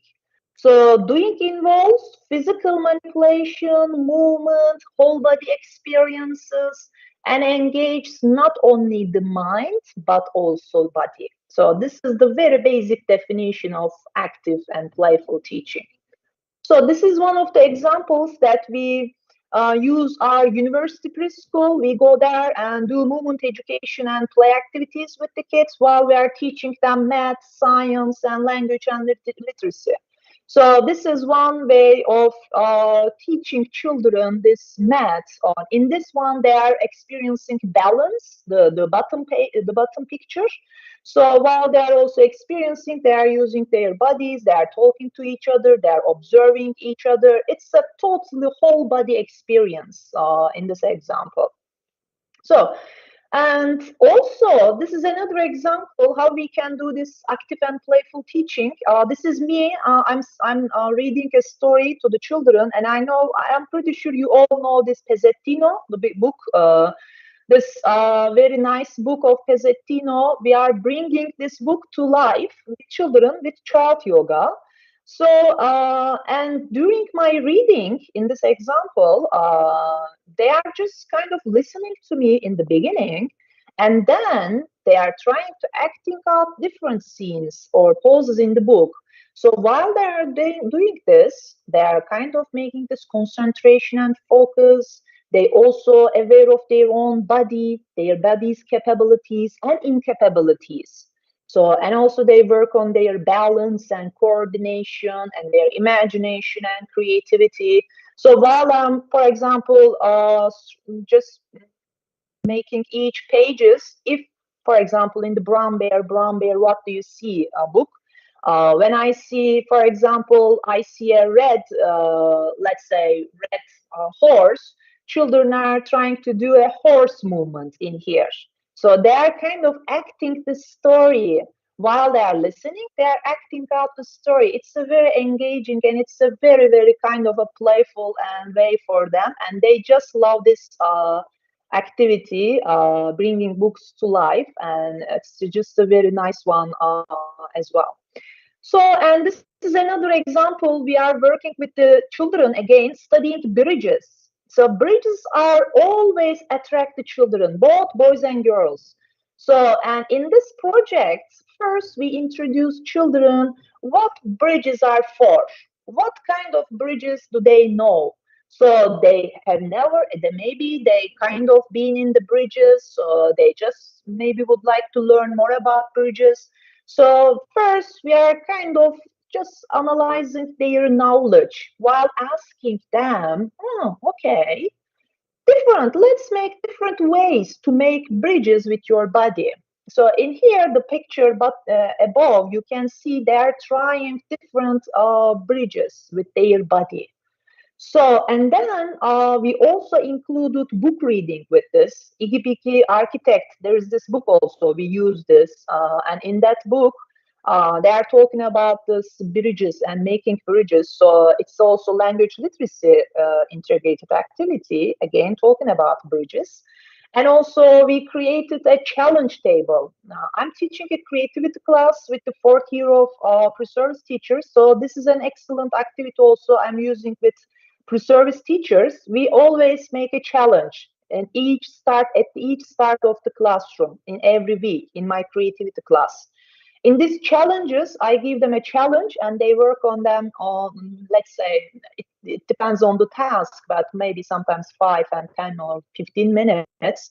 So in this example related to bridges topic, we am creating their bridges just using blocks and papers. We just give them blocks and papers and then let them, okay, there is no more direction. You can do your bridge, okay? That's the materials, only materials you are going to use. So, and then these are the very minimum activities that we are kind of, this is a whole semester activity, this bridges whole semester unit activity, by the way. So, and at the end of the semester, they created their own classroom bridges with open-ended materials. You can see at the bottom here, this is the bridge that we created with the open-ended materials as a together, as a classroom. This is our classroom bridge, and it was very, very fine also. And it's a kind of dribble. We also test the bridge. So, and of course, these are my pre-service. These are my pre-service teachers. They are going to be teachers in the. Actually, this group was all. They are now already teachers. Okay. So, and with this mindset of active and playful teaching, I think it's not just with the children. We need to work with the pre-service teacher and in-service teachers as well. Because as we already said that children are very creative, right? So, but the level, the teachers or future teachers' creativity is very, very critical because they are going to support the creativity in their classroom, or maybe if they are not kind of creative themselves, they're not going to that supportive of their children's creativity, right? For this reason, I'm very giving much importance to this pre-service teacher creativity as well. This is one of the creativity class, and we also conducted this bridge activity with my pre-service teachers. So we also studied these bridges. So, and they also make their own different makes of bridges with their bodies. And also we created this challenge table for pre-service teachers. And also they created their own bridge with open-ended materials. So it's a kind of also one way for pre-service teachers to internalize this active and playful teaching in the college classrooms they are studying right now. So if we don't give the pre-service teachers the chance that they can be also playful, that then they can be also active and also physically, both emotionally and cognitively, so it's going to be very, very important in their future classrooms. So, and actually, since my research focus is also play, but play pedagogy, but I'm heavily focused on also outdoor play and risky play. So using outdoors is an excellent way for teachers and teacher candidates to implement these active and playful teaching. This is one of the examples that we brought children to the forest from the kindergarten in our university. So, and we are kind of making this link inside routines with outside. This is their, the upper pictures, they are making matching activity. Matching. It's a math activity, right? Matching the colors. So what you can do is you can do this activity in a very passive way and just maybe forcing kids to sit on the chair and tables and giving them the papers. Okay, kids, match the colors in the papers, right? So this is one very typical traditional way of doing this. But what we can do is through active and playful and creative way is just go outside and give the children fabrics, colorful fabrics. We give them the colorful fabrics and ask them, okay, kids, now the color that you have, the fabric color that you have in your hand, you need to find something very similar to that color. See, it's very open. Some of them find the flowers, some of them find the stick, some of them find the different things. So it's up to their curiosity, as Professor Belma Hoca told, right? Curiosity. We are nurturing the curiosity of the children here. And at the bottom pictures, you can see we also make drawing in the outside. So we just ask the kids, okay, now stop, close your eyes, and listen what you hear. So, and we gave them 2 minutes and then they listen. Then we ask them, open your eyes. Now try to draw what you hear. Oh, it's an excellent way for them to use their senses as well. And another one, we ask them to create shapes, math activity, different shapes from natural elements. So, and they also enjoyed this activity very, very much. And also we brought play dolls to the forest. So then we asked them to create what they saw on the forest. So then they put their play dolls and they play them in the forest as well. So, and with this outdoor thing, I think it is very, very important that we observe is their concentration for longer times of period on tasks. They had more concentration on this, on the what the tasks are they are doing. So, and also we also observed increased physical activity and motor skills because at the beginning, because we brought these children 6 weeks to the forest. So this is a pilot project. So at the beginning, the time it took children to walk from school to forest area, it took 25 minutes. it's a long kind of time because they are very close. The forest area and the school is very close. So and then at the end of 6 weeks, so we kind of see the progress, and it just took 12 minutes to arrive the same forest area. But when we look at the progress physically, so they improved. Even they kind of at the beginning they kind of didn't want to carry their own bags. So just at the end, they are very strong and they are very capable of themselves, taking care of their own stuff and all these.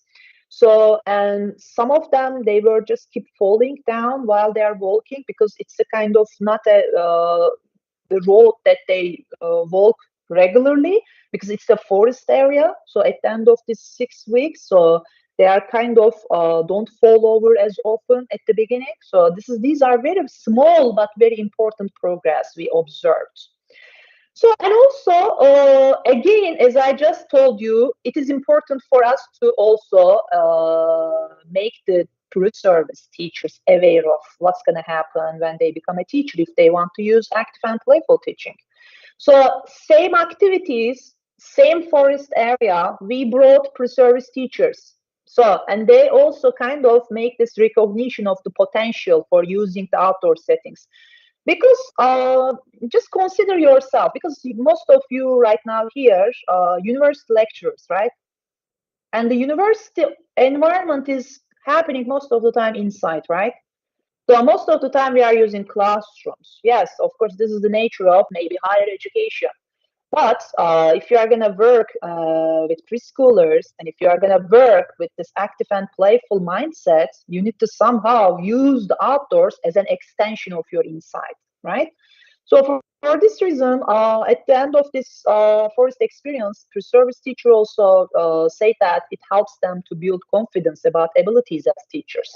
And they say that they put theory into practice. This is very, very important. And unfortunately, we have this disconnected relationship with the theory and practice. So in the higher education, we have this old theory. And when it comes to practice, so we are not that capable of educating our students. So for this reason, they conducted micro teachings at the forest, our pre-service teachers. So, and also some of them stated being uncomfortable being in the nature because they never experienced this forest experience before. So that was very interesting for us. So it was a kind of a reflection for that student that she is kind of being uncomfortable, and that's okay. That's okay. But even being aware of it is something. So it's very, very critical for us. So what we did also, we brought also classroom teachers with these children's classroom teachers. You just saw the the preschoolers, right? These are the teachers of that preschoolers. So what happened here is we had three groups, right? Preschoolers, pre-service teachers, and classroom teachers in the forest. The most easy group was the preschoolers. They will just get into the mood, and when they go to the forest, they just having fun. The pre-service teachers were kind of hesitant by that. They just get easily used to the idea, but classroom teachers were the most difficult group that we worked on this forest idea. So because they say that they have limited knowledge about outdoors, and they say that if they ask me about plants, if they ask me the animals they saw, I don't know what animals and what plants I'm going to talk about. So, and also they consider classroom management as an issue for themselves because they say that it's an unpredictable environment, less controlled, too many distractions. So then how am I gonna control the classroom with this whole forest area? But we have strategies. We are making line and boundaries in the classroom, in the forest area. So we have some strategies to do this. So we talk about this with the teachers. So, and also their interpretation of risk is very, very negative. So then they say that forest area, that's a kind of too many risks for many, many things. So, and also logistics, they kind of hesitant about the logistics. Okay, so they say that with this forest visit, we need to prepare so much, we need to bring lots of equipment, we need parental permissions. And by the way, parental permission is a huge concern in Turkish cultural context, unfortunately, because parents need to be kind of let's say they need to just convince about the benefits of outdoors, but they have concerns about children getting sick and cold weather. So these are kind of cultural factors happening most of the time, that teachers they cannot use outdoors much time. So that these are the problems, unfortunately, they need to deal with. Yes, and these are some examples, of course, from our practices. And I think in terms of this playful and active learning, when you make these active and playful activities, creativity comes naturally. So when we say creativity, we are talking about playfulness, we are talking about divergent thinking, we are talking about physical spontaneity and cognitive spontaneity. So these are kind of very, very important for us to talk about in creativity in early years. Particularly, for example, divergent thinking. If I give you yellow fabric, so I'm just asking you find whatever you find. So I'm not making you find some specific or convergent way. I'm just directing you, think divergently. Think not just the flowers, maybe think differently. You can find very, very different things that are yellow, right? So, and let's have a look at these two pictures. This is one of Lowenfeld's very classical and very important study. He was a Penn State professor, art professor, so he was conducting this study and asking the children at the beginning of the semester, drawing a bird, and then he again asked the children, drawing a bird, draw a bird at the end of the semester. So, and the picture A is the drawing of one child at the beginning of the school. And the picture B is at the end of the school year. Same child, different birds. What might happen? Do you have any ideas? Would you like to just give me some maybe response? What would happen here?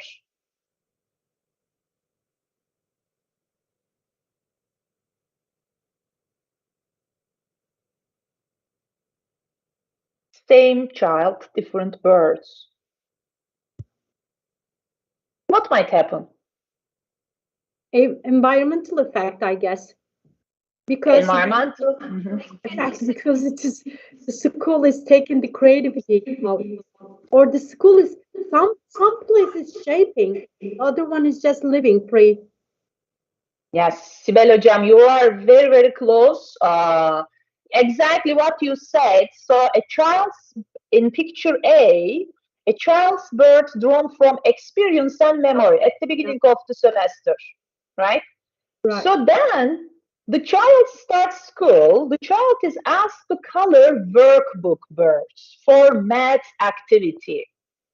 So then at the end of the same child's bird's drawing is the child's after the workbook. And at the end of his research, Lowenfeld described this incidence as creativity is suffering at schools. Yeah, and unfortunately, it's a kind of very classical study, but it's still on, I think, right? So it's still on. Right now, we are still killing the creativity of our children. And this is some examples from Turkish classrooms. So, and as you can see, it's suffering. It is suffering. I can't see any creativity here. With this old stereotyping, color of the sun, shape of the house, everything should be the same. So coloring books, these are very dangerous. Please, pre-service teachers, if you are listening to me right now, just use it in a limited time. Coloring books, because these are adult drawn images and it causes children fear of failure and perfectionism. So then they just drop drawing and they just leave this being creative person. Coloring books are very dangerous. So, and also closed-ended questions. We are bombarding our kids, our children with the questions that are closed-ended. One right answer, convergent thinking. So what we can do is, of course, open-ended question and divergent thinking. more than one answer, not right answer, right? So this is very, very important. And this is another example that we did. We conduct with preschoolers during our my students' internship classrooms, because I also went there and I observed their activities as an advisor. So with this one, we kind of ask the children these challenges. This is a very open-ended, this is a very divergent way of thinking, rather than convergent, rather than closed-ended. And in the pictures below, you see we ask them about spoon holder with cotton swabs. We ask them, okay, kids, can you create a spoon holder just using cotton swabs? So that's the problem. See, that's open-ended. That's just kind of the divergent thinking. And it's not just one right answer. So I just put it here, just two picture examples. But when we examine all other products of this classroom, no one is looking the same. So everyone is different. So our purpose should be like this. This is the divergent thinking, okay? So, and toward the end, again, I always, we shouldn't forget always the pre-service teachers. Same with this weekly challenges, creativity. This is one of the example. They are kind of making idea gatherings, physical spontaneity and cognitive spontaneity happening with these activities. I ask them alternative uses of objects. For example, I give them for example, a kind of a box, and I told them this is not a box, and there is a book about this. Maybe if you know about this, this is not a book. This is not a box. This is this. And also in my classroom we kind of make this product toy improvement activity. I gave them this toy and some products, and then I asked them, okay, improve this product. So what are you going to put it? Maybe you are going to remove something. What? This is divergent thinking also. And also I asked them creating a story with 6 words. This is a very common practice. And Hemingway had this 6-word story, right? So maybe some of you know Hemingway's 6-word story. So I also make this with my pre-service teachers, just to create a story with 6 words. Just 6 words. Select your words and then write a story about just using these 6 words. It's a very challenging activity, but it's a very enjoyable one. So, and also, for example, I give them a title in here, Octopus Shoes Story. Octopus Shoes. I just gave them the title and they need to write a story about octopus shoes. And also I ask them, okay, ask me very unusual questions. Ask me unusual questions. So then we also make activities like remote associations. So I gave them the words. So then I asked them, okay, what kind of brings this word brings your mind? What kind of makes you think about it? How this word feels about you? Feels about the way you maybe sit, the way you move, the way you maybe talk. So many different things, many different divergent responses that I'm expecting for my pre-service teachers. So if we cannot nurture creativity in our higher education institutions first, then how are we going to nurture children's creativity in the early childhood years, right? So for this reason, we need to start from the higher education institutions rather than doing and implementing all these theory-based traditional approaches. We need to make this connection, theory and practice connection. So that's me from my presentation, and I thank all of you who listened me. So, and I hope I gave you some. Okay, thank you very much, Dr. Serap. Does anyone get the question? Yes, I see one student. Yes. Okay, we've got a couple minutes left, so we go. I close my. Did I stop my sharing? No, I stopped sharing. Maybe. Yes. Can we ask some questions? Yes, please. We have questions from Millennium students of pedagogy, and we would like to ask, is it even possible for such a small children to just sit and learn in Turkey? Are there some punishments for them if they cannot be so still and be so calm all the time, because we know the children from Poland, and from our experience, it looks that children, they have such a natural way to move all the time, and they cannot sit calmly even for 5 minutes. So we would like to ask, are there some kind of punishments for those children who cannot sit calmly? I don't want to say punishment, but some teachers, and I think majority of the teachers in Turkey, they are not very happy with children keeping and moving all the time. So they have some strategies rather than punishing. They have some strategies to keep the children sit still. For example, they ask them, okay, become a flower. One strategy. Rather, yes, and also just turn off your mouth.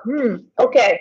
So, and teachers not directly punishing them, but using different strategies to make them sit still. Okay, I understand. We have such a game, King of Silence. So we have 5 minutes for children just to stay still, just to say nothing, right? For 5 minutes. Yes. And who's able to be silent for 5 minutes is the king of the silence, right? So we know some strategies, but yeah, it's unnatural for us just to think about our children in our schools and our kindergartens, just to stay still, just to sit and learn, because they are so playful and they want to have a lot of activities, right? And it is also forbidden to use any punishment. Yeah, we cannot use any punishments in schools and kindergartens. Yes. We also wanted to ask what's the influence of such an attitude in education for those adult people, right, in the future? How it affects their behavior, for example, when they cannot be they haven't got this freedom to move in the school or in the kindergarten. So I think we all know the theory, right? So we have this surplus energy theory. So in play, we talk about this. Children have this surplus energy. They need to release this surplus energy, right? So if they are not going to release this extra energy, so classroom management issues will arise. So in many of my seminars and in my workshops, when I tell teachers about the theoretical background, they understand. They understand that they need to get release of this surplus energy. So you need to somehow educate your parents, educate your future colleagues about the importance of these theories and also how it reflects on the practice. So that's the reason you need to just tell them, look, if they are not going to move, they are going to be, somehow you are going to having this classroom management issues. And I'm clearly telling this to my pre-service teachers as well. If you are not going to use playful, active strategies, you are going to suffer. I just clearly tell my students this. When you become a teacher, you are going to suffer because these are the most active group of people that you are going to work. So when you insist, when you clearly give the theory and also how it affects on the practice, it's going to work. So no worries. But you need to just give them the knowledge theory based. Okay, we understand you, because we are taught here that the correlation between mind and body is very important, and we cannot put emphasis only on one of those elements, right? So thank you very much for your answers. And thank you. To say that the presentation was brilliant. Thank you. Good luck to you. Thank you. Mrs. Moderator, may I give a comment? I just would like to know how many, can I have 1 minute or 2 minutes maximum amount of time I can have so that I don't exceed that? You want to ask something? No, I want to shed light on 3 things and try to do it quickly. thank you for the presentation. Let's start with punishment. In creativity, in fact, we do the opposite. Because I did my PhD on innovation. We celebrate success and we reward failure, you know. Yes. And if our students make mistakes, let's say my student makes a mistake in the literature in creativity, in the context, we should not punish that student. In fact, we should reward failure. Mm-hmm. Why? It means he tried and I reward him for trying. You see, because creativity is all about coming up with a new idea. Yes. So, you know, those who are creative have tried many times and failed many times. So every time a student fails, we don't have to be typical. We don't punish in terms of creativity. We reward. See, we punish those who do not take any action. We call it inaction. So in creativity, we celebrate success. We encourage success, yes, but we punish inaction. We reward failure. We want our students to be creative, so if they fail, we should encourage them to try again. That's my point number one. Point two, Sarat Hujam and our lovely students there and colleagues, creativity is suffering. Yes, it is suffering. And I just want to say that it's the culture. We have to pay attention to this. Leaders at universities, vice chancellors, rectors, etc., have to pay attention to this culture. In Palestine, in Malaysia, or in Turkey, I'm not sure, you know more than I do in Turkey. If I come up with a new idea and I suggest that idea, I say, guys, I have a new idea. People may perceive me as a person who is showing off. Yes. Now, exactly the same. Exactly. This is dangerous. This is killing. This is killing creativity. Yes. Now, who knows? How come you know that my intention is to show off? I am proposing an idea, a new idea. You should be happy. Now, in the Finland, for example, where I have colleagues from there, if you suggest a new idea, people will encourage you, and other countries as well. So it is very important to create a culture within the organization that encourages new ideas, where people who propose new ideas are perceived to be great people. We want them. It's not the other way around.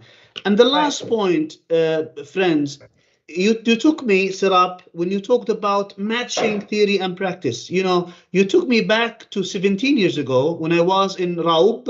Raub is a town in Malaysia, in Pahang state. And I had my lovely professor, whom I named my son after, Muhammad Sulaiman. And we were in the forest, you know, he wanted to go fishing.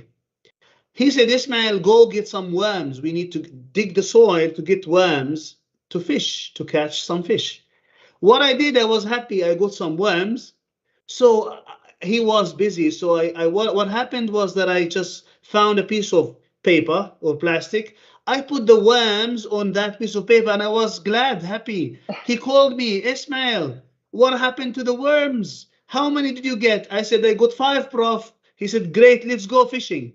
You know what happened? I did not find any worm because the worms have gone to the soil and I forgot that I should have not just put the worms on that plastic of paper. You know, he asked me a question I will never forget. He said, Ismail, what did I teach you at university when I taught you leadership? Now, theory and practice. I said, this is situational leadership theory. I was supposed to cover the worms with soil. Why? Because I was supposed to make the worms feel this is my environment. I won't miss them. So I forgot to implement what I've learned at university back then. So it's a lesson learned, you know, I won't forget that. So it's important to implement what we learn at university. Thank you so much. And sorry if I took more time. Thank you so much. Okay, thank you so much. All the presentation was very, very good and very interesting. Thank you all for your attention in the first part of today's conference. And I'm honored to be here with you today. And in the second part of the conference, will lead Dr. Katarzyna Miłek. And now we've got 15 minutes break. Thank you. It was nice to meet you guys. See you next time. Have a nice day. Bye-bye. Thank you, Justina. Thank you. See you.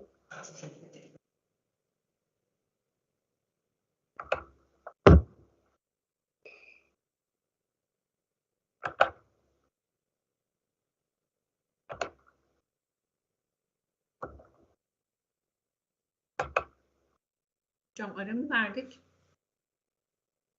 Hocam ara verdik Özden hocam birkaç dakika. Yani sanıyorum 11.35. Şimdi yanıt geldi zaten. Tamam. Görüşmek üzere. Görüşürüz hocam.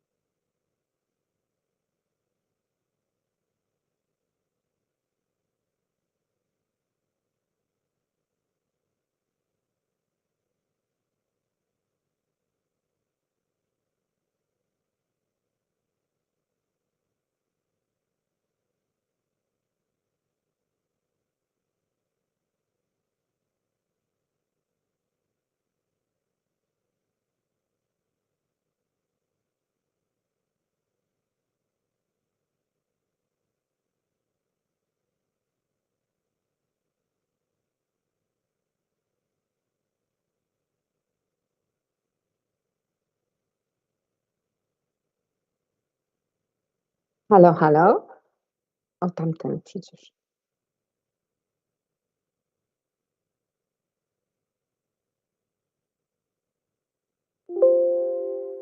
Are you here? To przecież. 1 second, we will turn off one computer because we have 3 here. Okay, great. I think we should wait for others. I guess Yes. they are all here. Okay. Hello, Professor Siebel. Hi, Katarzyna. Nice to How are see you. Yes, very nice to see you. It's going very well. Thank you for your diligent work again. Finally, I can be here because yesterday and in the morning today I had lectures with students. I'm sure everybody is so busy in this room. Thanks to everyone for their participation. Merhaba. Nasılsınız? İyiyiz, çok teşekkür ederiz. We have also from another country, so I will say Assalamu alaikum, كيف حالك? وعليكم السلام أهلا وسهلا. And I will say in English, good afternoon, good morning, everyone. Nice to see you. My name is Katarzyna Miłek.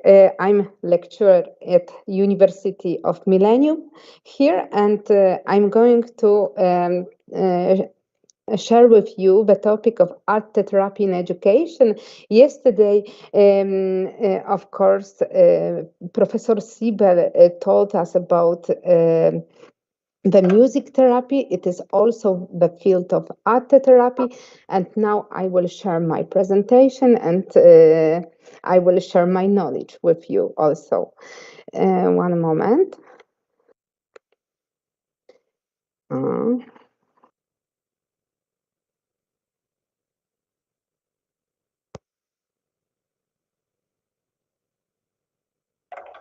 Contemporary rapid changes in society which affect life and all its spheres in human existence cause a crisis in the culture and human identity. They evoke the need for changes in attitudes towards the world, fundamental reassessments towards the reception of reality and the past, and towards new social problems. The lack of psychophysical possibilities of human adaptation to changing conditions requires appropriate challenges into education. A constantly changing reality and a forming future are challenges for a man. The connection with the past, which created the present reality, is fading. The authorities and traditions which give the individual personality extraordinary value are losing their meaning. Culture is the mainstay and foundation of disappearing meanings as it encompasses knowledge, art, tradition, faith, law, morality, and human potential. Education has to care for what constitutes the essence of humanity. Analyzing the functions of art for society, one of the researchers from Poland, Marian Golka, claims that the number of tasks performed is extensive and variable along with socio-historical changes. He distinguished an aesthetic function which indicates the extraordinary role of art consisting in showing the unique qualities of phenomena, things that would not be noticed without presenting them in the artistic form. The hedonistic function provides that art provides a person with pleasure, satisfaction, and relaxation. The therapeutic function emphasizes the value of health, activating life energy, reducing states of emotional tensions. Another functions, the expressive one, is connected with the previous one and applies especially to artists because it allows them to reveal their state during the creating of the work of art. Art is also used to communicate in a special way between generations, nations, communicates and individuals, and this is universal regardless of place of origin on the earth. The ideological function of art refers to specific ideas, patterns propagated by in accordance with political, social, religious values, or simply for the purpose of specific interests and views. The educational function indicates bringing as nurturing and supporting the development of a person's personality, strengthening their position in society, which undoubtedly includes art as fulfilling educational and socialization task. Art carries directives of values, provides ideas and models, which is the didactic context at the level of education. The cognitive function of art is realized by documenting reality, presenting current problems, providing a vision of the meaning of the world and reality, asking questions about the meaning, raising doubts, and seeking as well as predicting the future. The final value of art refers to the economic function that provides financial profits to creators, companions, and is related to production, trade, and advertising. The both functions relate to functions based on value modeling. Golka analyzes the functions of art consisting in modeling social bonds. They result from integrating people through action in a specific social system. Art binds people's actions together around ideology, religion, by searching for specific similar aesthetic values, supporters, believers who understand similar problems, but it also serves to seek confirmation of manifestations of one's peculiarity or similarity to others. The age-old interest in art, its beauty expression and communication values, has also found its inclination in the field of therapy and health prophylaxis. Educational values carried by our artistic education don't have to produce a work of socially recognized values. They can be valuable individually, and the creation process can be used as a path of education supporting the development of a child, student, or human being. Art means a certain acquired skill regarding activity or conduct. In reference to fine arts, it has an aesthetic goal, and in the case of practical and useful arts, it can imply an ethical goal which defines the course of action. Artistic art is divided into art at rest and dynamic art. The first includes architecture, painting, sculpture, and graphics. The dynamic arts include dance, drama, music, drama, poetry, and film. In education, a student's creativity in the practice of art includes learning about the acquired values and creating new ones.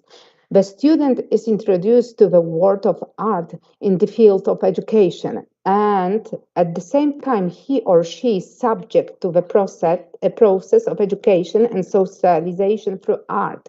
The student's activity includes the perception of work of art, selection, presentation, communication based on works of art in the form of practical, recreative, and creative action, as well as expressive creativity activity. Through education to art and art itself, the student has educational opportunities to develop the mind and express, which is the basis for shaping attitudes towards art. The creative activity of the child as a student in education can also be used as a therapeutic activity based on psychotherapy through art. Creative activity enables development and therapy. It is based on a creativity strategy that allows for the formation of mechanism conditioning the creative process both in childhood and in adulthood. Therapy through art activities, the mechanism of projection of the perceived reality in the content of the work, and in the manner of its implementation, use of means and behavior during the act of creation. The art therapy uses the natural need for creativity of child, emphasizing the essence of the creation process without paying much attention to the end of the result.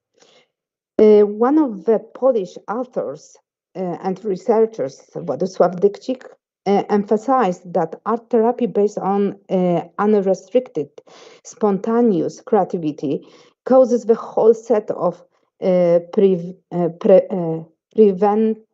educational, and cognitive activities, regardless of age, place, and life needs of a person.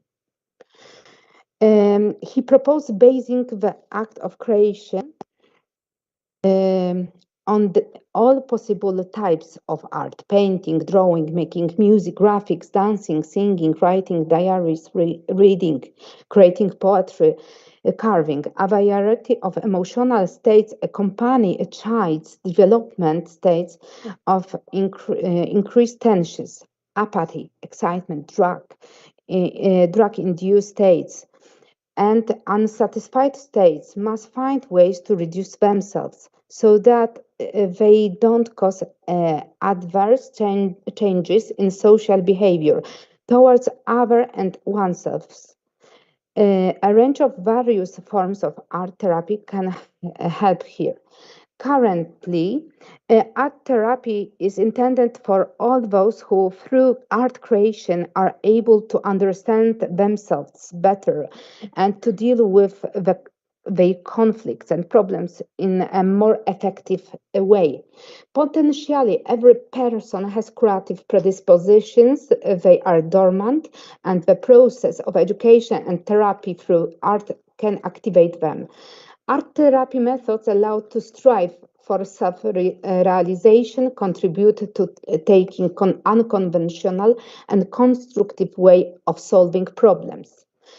Education through art and elements of therapy through art contribute to the development of imagination and help expand the imaginative space. Development of emotional intelligence causes the formation of metaphorical thinking, attention, concentration, analogies, perception of eye-hand coordination.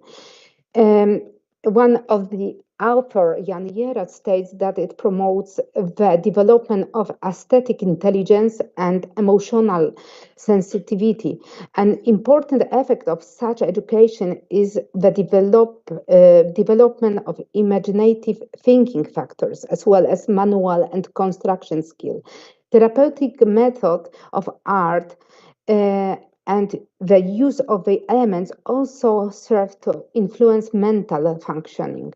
The process of creation serves self-recognition, stimulating the formation of self-awareness, coping with one's own emotions, aggressive behaviors, other people's emotions and behaviors, and the expression of accumulated negative own emotions.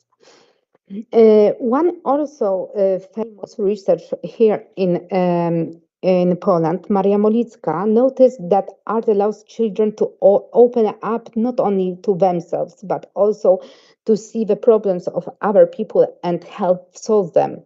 The combination of art and therapy evoke a creative way of thinking.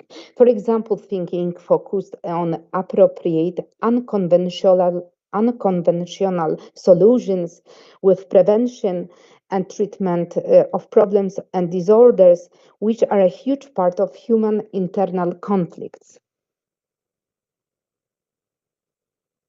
The dynamic of developmental changes accompanying each period in a student's life requires treatments that affect the regulation of emotions and behavior, regardless of student age. A small child seems insatiable in various situations, just like younger and older school-age children. They need emotional and volitional support. Behavior is characterized by impulsiveness and change ability due to incomplete assessments of one's own strength and needs. Ambivalent behavior is characteristic feature of various stages of development. The education of the students requires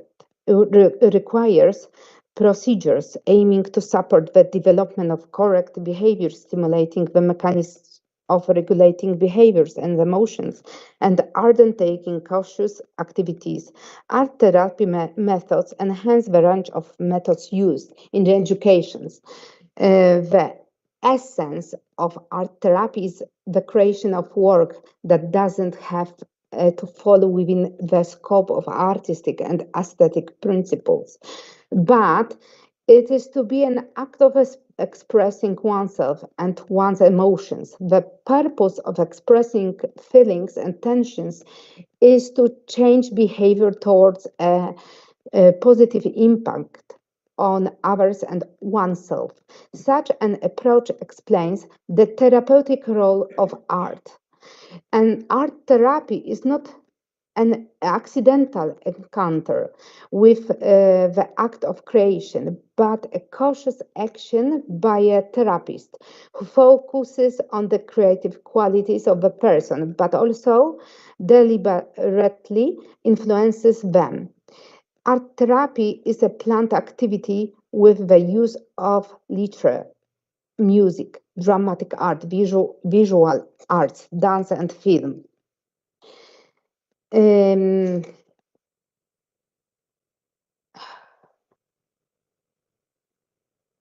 and now I will tell about functions of art therapy. One of the research, Marian Kulczynski described the functions performed by art therapy in the school environment and family, pointing out that you cannot focus only on the therapeutic aspect. Art therapies cover the area of mental health and have education, corrective, and recreational functions. The recreational function is the task of providing rest and relaxation. The educational function enables the assimilation and expansion of knowledge, training competences, ability, and seeking orientation in reality. The corrective function fulfills the task of improving the dysfunctional operation of mechanisms and structures of the developing personality. One also Polish researcher saw a cognitive, expressive, regulatory, and compensatory function in art therapy. The cognitive function provides the opportunity to name, know, define hidden feelings and yourself. She defines the expressive function as an aid in discharging accumulated emotional tensions. Regulatory mechanisms stimulated by the art therapy allow for calming down conflicts, achieving harmony, strengthening self-esteem and self-control, which affects the psychosocial function of the student. The compensatory function performs the task of regulating the mechanism responsible for balancing the needs, shortcomings, and failures in the student experiences. The educational value of therapy through art was emphasized also by two another researchers. They noticed the value of increased self-esteem experienced by people who deal with art. Activity in the field of art brings with it the development of pro-social skills and attitudes which constitute socialization values. The current trend to inclusive education, including students with different educational needs in general education, requires emphasizing the role of therapy through art in education.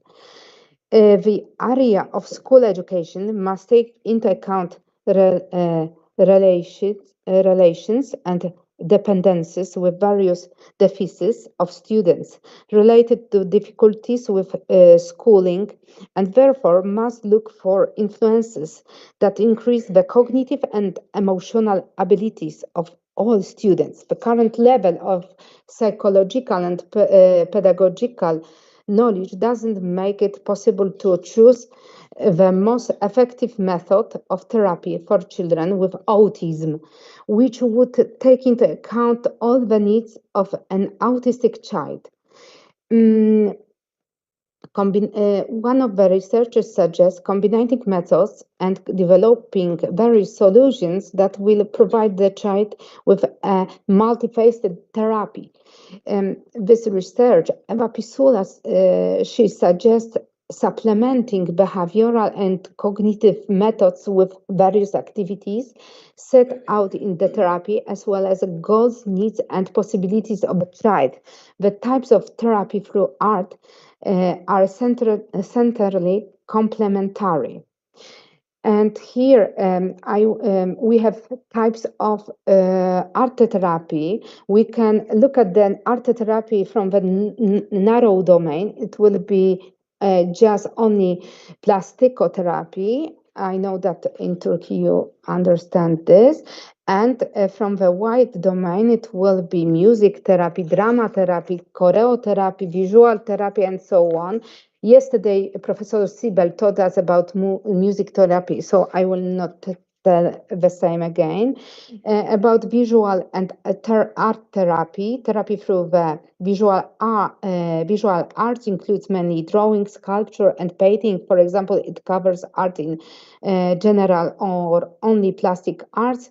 These are forms that allow both individual and group classes. Drawing in particular is an attractive and accessible form that allows for relaxation, an act of creativity, that expression of images and emotions arising in the mind.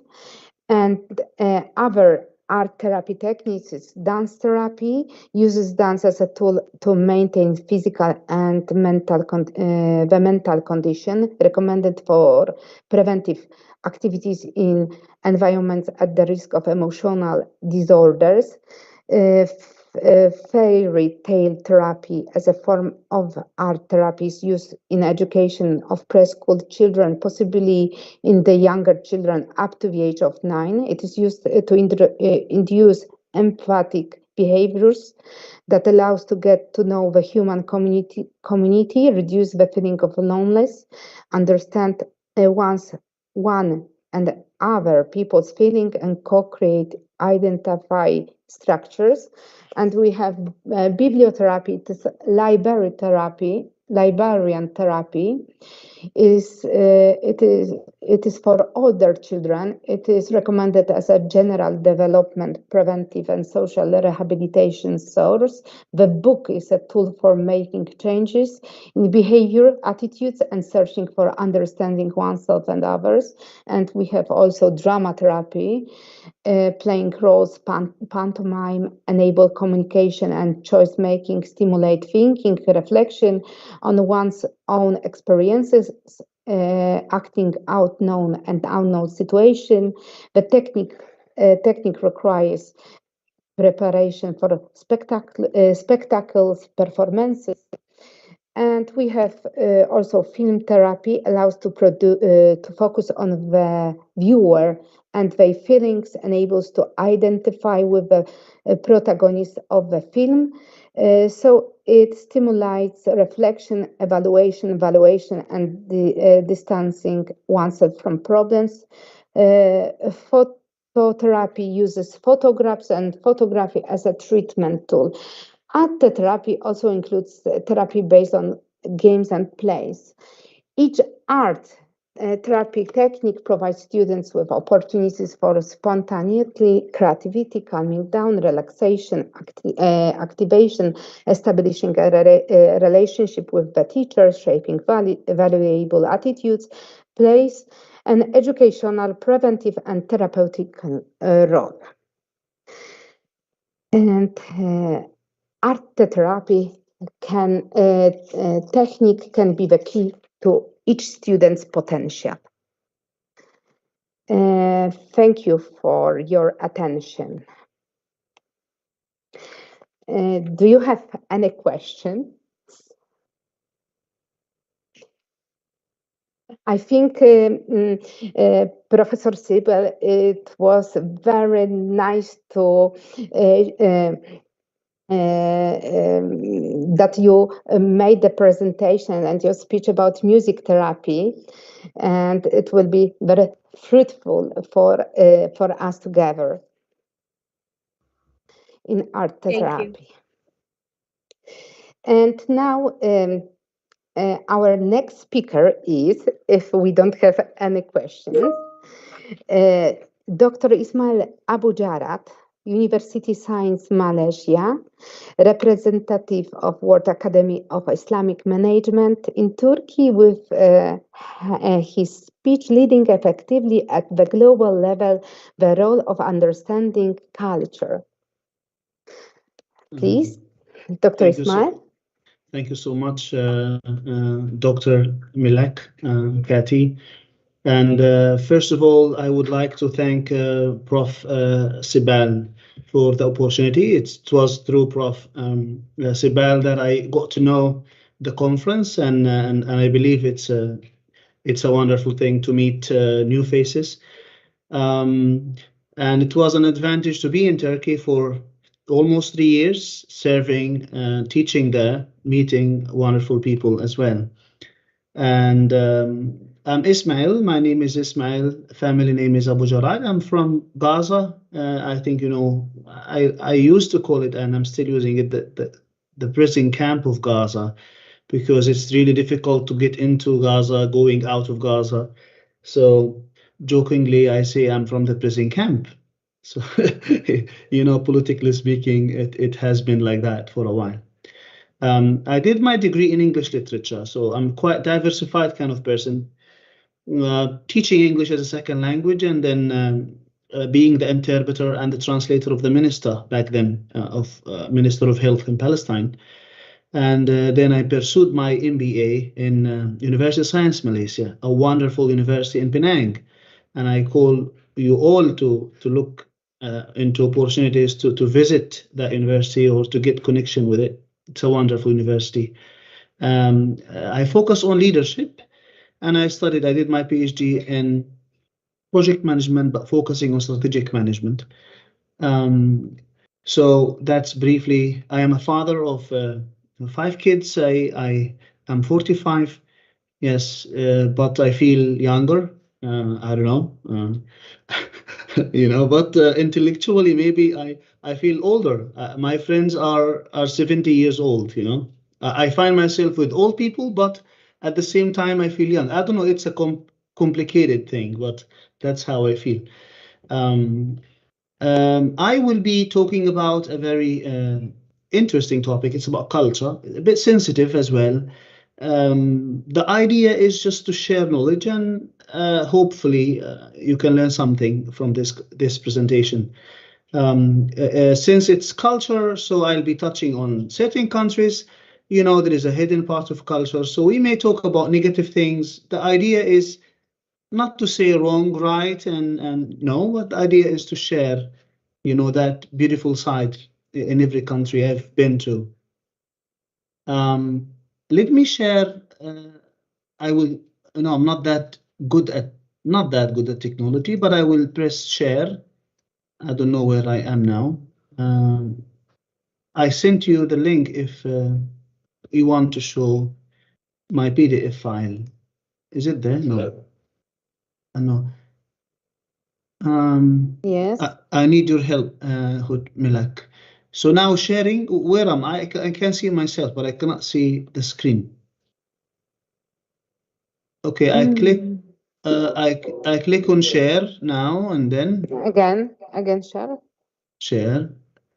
Okay, and then I have the window 31, right? Press this. ATEM. Wait, let me see. Yes, this is the one. I click on it. Can you see it now? Can you see the file? 1 second. No, we can't see. You can see the screen though. You see, file. You can see the screen, but not the file. Right. Okay, so I will. I can share if you would like to. No, I can send. Now, can you see it, Hojam? If not, I will ask. I'll ask Dilek because the latest file was with Dilek. File. I can share if you want. Not the one you have, Prof. It's with Dilek. It's with Kathy, the latest one. I send it through, but I can send it now to you. Catherine, I mean. Yes, I will share. Katrina, you can share. Yes, I will share. The latest one, please, Kathy.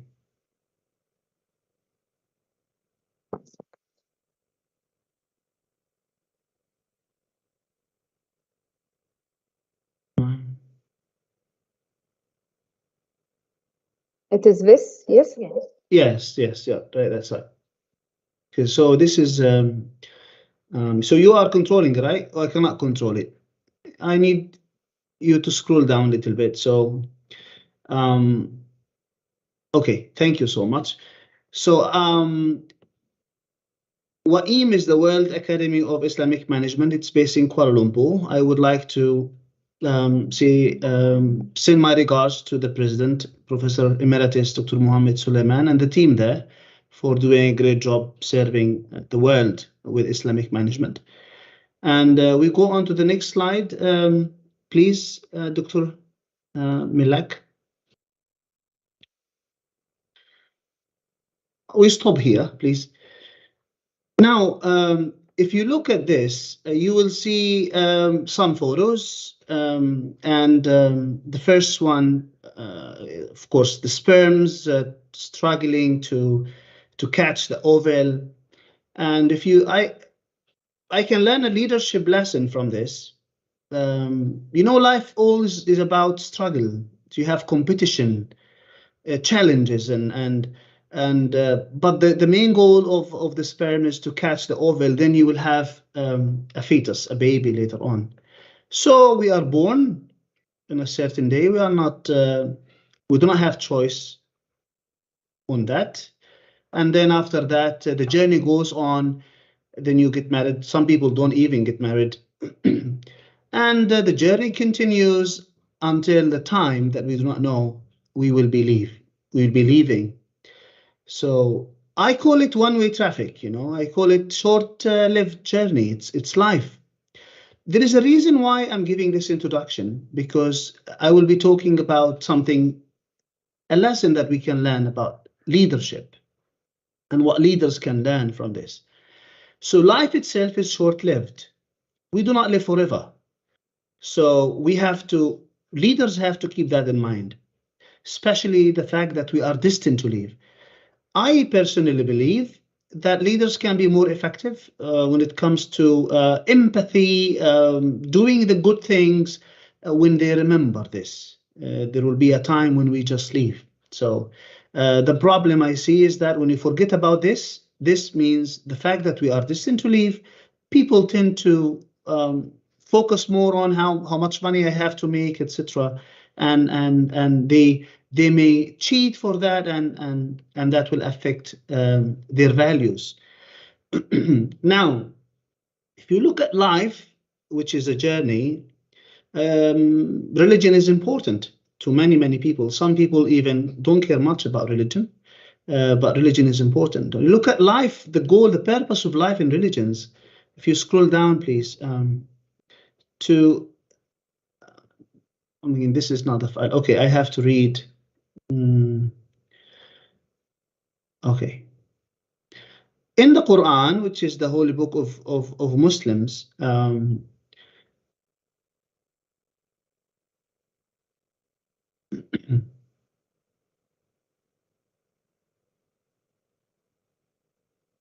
God said, وَمَا خَلَقْتُ الْجِنَّ وَالْإِنسَ إِلَّا لِيَعْبُدُونَ مَا أُرِيدُ مِنْهُمْ مِنْ رِزْقٍ وَمَا أُرِيدُ أَنْ يُطْعِمُونَ إِنَّ اللَّهَ هُوَ الرَّزَّاقُ ذُو الْقُوَّةِ الْمَتِينُ. And I, God, Allah, created not only the jinns, but the humans, except they should worship me. Now, the goal of life is to worship God, to do good things, so that later you will be rewarded or punished. God said, مثل الجنة التي وعد المتقون تجري من تحتها الأنهار أكلها دائم وظلها تلك عقبى الذين اتقوا وعقبى الكافرين النار. Now, the description of paradise in which pious people have been promised, rivers flow, and that will be the reward. In the Bible, Matthew 5:12, rejoice and be glad, for your reward in heaven is great. So in Luke 6:23, be glad in the day and leap for joy, for behold, your reward is great in heaven. Now, if you look at other religions, for example, the goal of Buddhism to Buddhists is to become enlightened and reach nirvana. Nirvana is believed to be attainable only with the elimination of all greed, all hatred, all ignorance within a person. If you go to Hinduism, you will find moksha is the ultimate aim in life for Hindus. It means to be saved. When a Hindu achieves moksha, they break free from the cycle of samsara. And Hindus aim to end the cycle of samsara through gaining good karma, which means doing good actions and deed. That takes me to the question, what is the purpose of life? And why am I talking about the purpose of life when I talk about leadership? I will try to explain the connection. And why is it important for leaders to understand this? Now, what is leadership? That's the next question. Now, as all of you know, leadership is the art of motivating, influencing, aspiring group of people to act to achieve certain goal. Now, in business setting, this can mean directing workers and colleagues with a strategy to meet the company's needs, profitability. We look into financial growth. Here, it's important to differentiate between leadership and management. And as all of you know, that leaders can be managers, but not all managers can necessarily be leaders. Managers focus on the status quo, while leaders challenge the status quo. Leaders try always to be innovative and to come up with new ideas. They challenge the status quo and they want to bring about change. Managers do the opposite. They don't like change. They want to maintain that status quo. So it's important to differentiate between leaders and managers. Then when we talk about leadership, it's about the art, how we can motivate people to do more than what they can do when we are not around as leaders. Now, if you are an effective leader domestically, then you have the potential to become an effective leader at a global level. Now, to become a leader, effective leader at a global level, it becomes more challenging. And for many, many reasons, one of them is the fact that to become effective at a global level, you have to have knowledge about a lot of things. I call it PEST, the acronym PEST. Politics, you have to know the country's political systems, economy, society and culture of those countries, technology as well. So I'll try to shed light on the importance of understanding culture. Now, there in the literature, there has been a need for, there has been a lack for actually global leaders, those who could lead at global level. Okay, now, can we, let me see where we are now. Can we scroll down, Dr. Kati, please?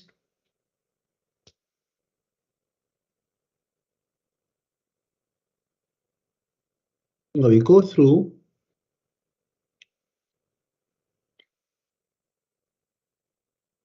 Some more, please. Here? Yeah, some more. Yeah, please. Okay, we go on. Here? Yes, thank you. Yes. Survey of Chief Human Resources Officers, CHROs, found developing future leaders to be the most critical deliverable of HR function to help their organizations. Culturally agile leader is a leader who is flexible and willing to adapt to new cultures and perspectives. Suspending judgment when encountering culturally different situations. To lead at a global level means you have to have flexibility, you have to have understanding to the cultural background of people you are leading. Now, when we talk about leadership, we have leader, we have followers, and we have the situation. These are three important factors that we think of whenever we want to lead effectively. So you have to understand the followers, those whom you lead, and to understand them, you have to understand their mindsets, you have to understand their educational background, their cultural background, etc. It's very important. Now, Dhaka 2012 mentioned the global leadership is a new phenomenon, and there hasn't been much of empirical research conducted on this topic. But global leadership is a key human resource issue in leadership development, but existing knowledge is limited, as the literature has said. So it's important to study leadership at global level. Global level makes me talk about globalization. Globalization has increased the complexity and the ambiguity in organizations. In the organization, you may find people, employees from different countries, from different religious and ethnic backgrounds, with different mindsets. So that makes it harder for leaders to lead effectively. Global leaders need to develop their skills, their knowledge, their abilities about leading in a multicultural environment. Okay, and we can't avoid globalism. Globalization is everywhere. We are here. I'm from Palestine. My friends are from Turkey, Poland, and people are watching us around the world. In one organization, you will find different people from different countries. And before this, you may not think of your competitors. Organizations were thinking like competitors are within the same country. But later on, because of globalization, your competitors have come from outside. When I was in Malaysia, of course, I got a job, so I was competing with local Malaysian lecturers, PhD holders. So competition nowadays is not only local or domestic, but it's global. What is global leadership definition? Global leaders are those individuals who affect significant positive change in the organizations by building communities through the development of trust and arrangement of organizational structures and processes in context involving multiple cross-boundary stakeholders. Global leaders are required to adapt to change. Global leaders are those who are in a job with some, of course, international scope, as Spritzer and McCall, Mahoney, 1979 said back then. I will skip all the definitions, and if you can go scroll down, Dr. Kati, to the first, to PEST. You see PEST there. If you scroll down, yes, to the acronym PEST, P-E-S-T, is important. Effective global leaders have to have knowledge about that. They have to know politics, as I said just now, the political structure, the political system, and the legal system, economy in the country. They have to have understanding of the society, the culture, We need to scroll down more, please, until you find PEST, Dr. Cathy. Okay, we can stop here. Now, let's take a look at this. We have leadership qualities. Effective leaders at the global level have to have the courage. They cannot but be courageous to lead and to face all the challenges ahead of them. They have to be wise. They have to be honest. Honesty is the best policy. In fact, honesty and sincerity could be the most important things when it comes to leadership. Why? Because if a leader is dishonest, he has a problem or she has a problem with sincerity, he or she may lose credibility. Once followers lose credibility, they lose trust in you as a leader. You can't be a leader anymore. You will lose your influence on them. So it's very important. Passion, leaders have to have the passion to lead.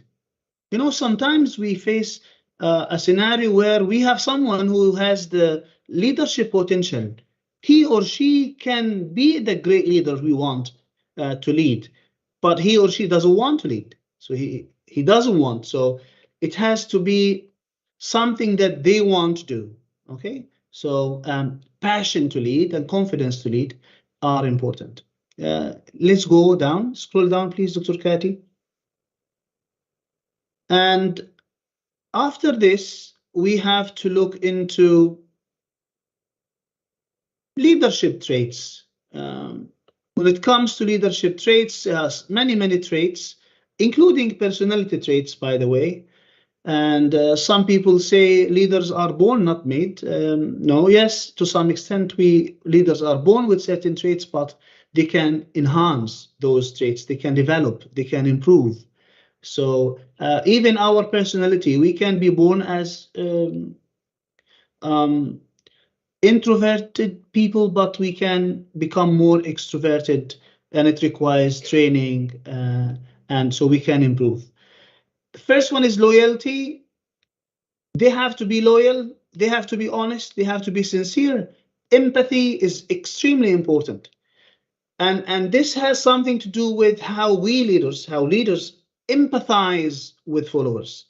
And I will be talking about certain real life examples later on, very quickly, about leaders I have met along the journey, my journey so far, that reflected being, or they have become, or they have been effective global leaders. Accountability, they have to be responsible for their actions. They can't say, no, it's not my fault. So duty and determination, they have to be determined to do the job. All right, energy and encouragement. They have to be energetic. They have to have respect to all followers, to all people around, despite the color, despite the beliefs they have. Selflessness. Leaders, great leaders, are those who serve others, who do not think of their own interest. They think of how, and I think they are rare nowadays, because the leaders we have are a bit selfish. So if you want to become an effective, great leader, you have to put yourself aside and serve others. Why did I talk about life? Because at the end of the day, I want to do my best and serve others and leave something good behind. I want people to remember me and say, oh, Ismail was good, he did this, he did that. At the end of the day, life is very short. Okay, integrity and innovation, passion and pride. You can scroll down. Now, I'll shed light on the cultural iceberg. Now, culture, as all of you know, culture is a group of shared values. If we scroll down, Dr. Cathy, to the iceberg, you've watched Titanic, haven't you guys? I don't know, I was at university, 2000, I think 1998, that time, we watched the movie, Jack and Rose, remember?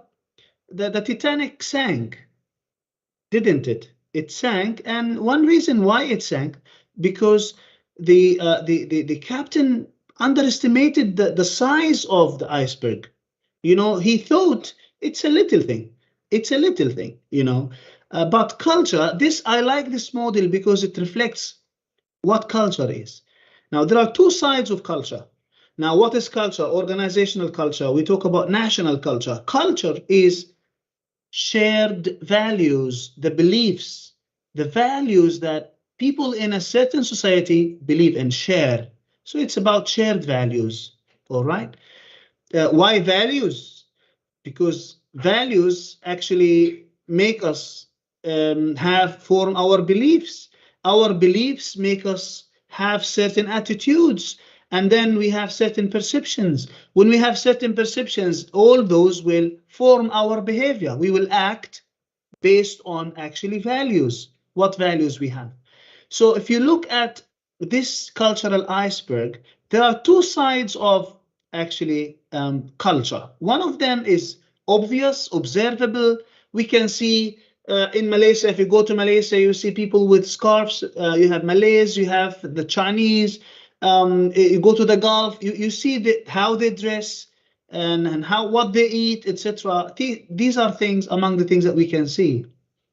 And there are things which we cannot see unless we live with those people, including beliefs, attitudes, perceptions. And if you scroll down to Turkati, you will see what are the things that we can observe, we can see when it comes to culture. Music, dance, how people dance, how the arts, the games, the festivals, the fashion, holidays, the food, what food they eat. People in Asia eat rice all the time, most of the time. We in Palestine, in Turkey, and Europe, I think we eat more bread compared to rice. And you have to the way if I talk about food, the way people in what is the name of the country? Libya eat rice and chicken will be different. If you eat with a Libyan, you may eat rice and chicken at the same time. They will keep the chicken until they finish the rice, and that's part of culture. You won't understand that unless you live with them. So they enjoy eating the piece of chicken at the end when they finish off with the rice. The way people eat, the way people shake hands. Now we go into the deep one, the unobservable one. You see the communication styles, facial expressions. When I was in Turkey, one day one child did this, putting the thumb under the upper jaw to show she was scared, and the gesture, and I say, oh, and getting my hand from down up. I can understand that because I lived in Turkey, and I know that, oh, there is a surprise, or a complaint, body language. If you are in Malaysia, don't use the forefinger, use the thumb when you point at something, because using the forefinger is or can be offensive.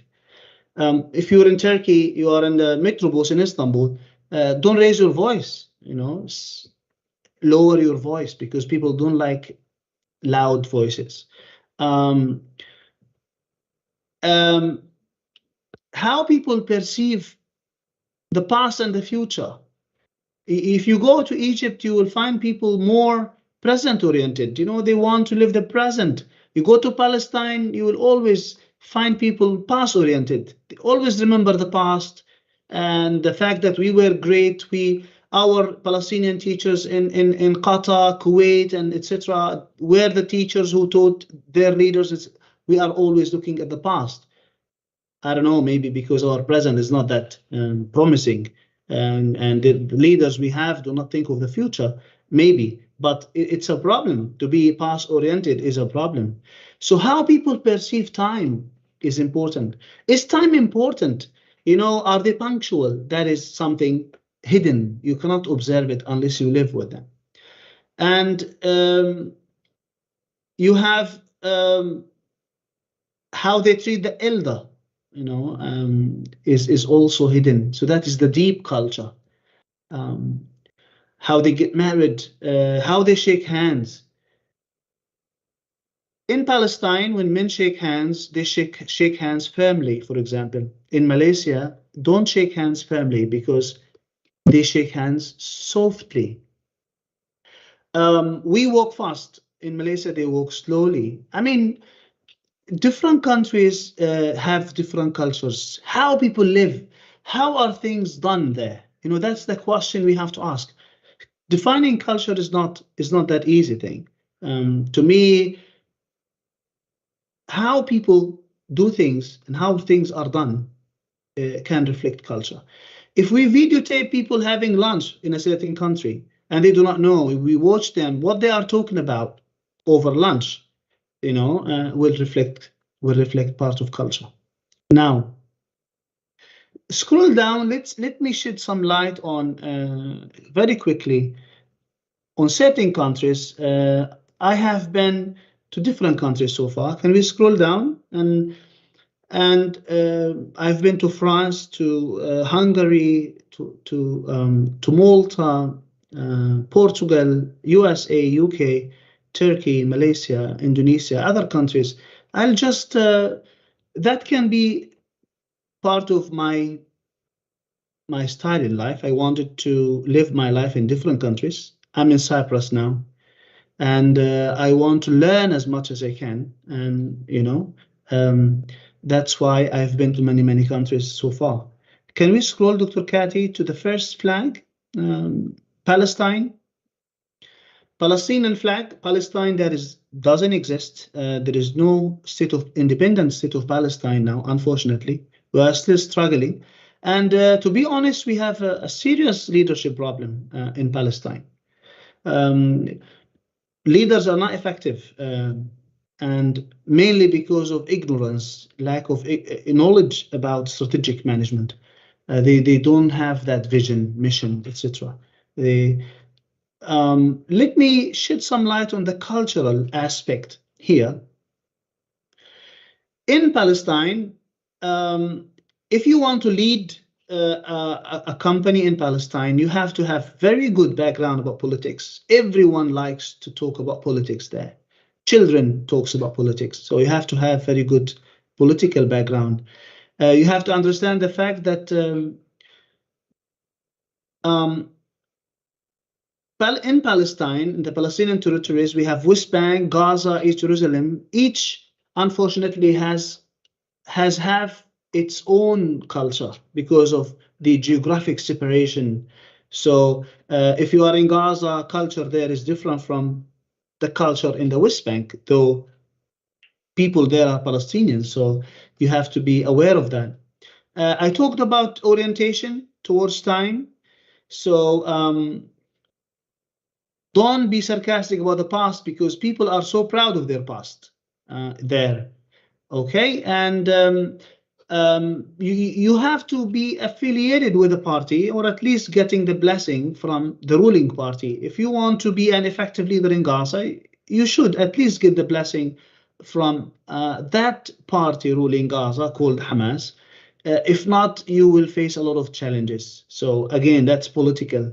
Don't give remarks about certain leaders who are valued, like Yasser Arafat and Ahmad Yassin. So if you go to Egypt, if you go scroll down, Egyptian flag is there.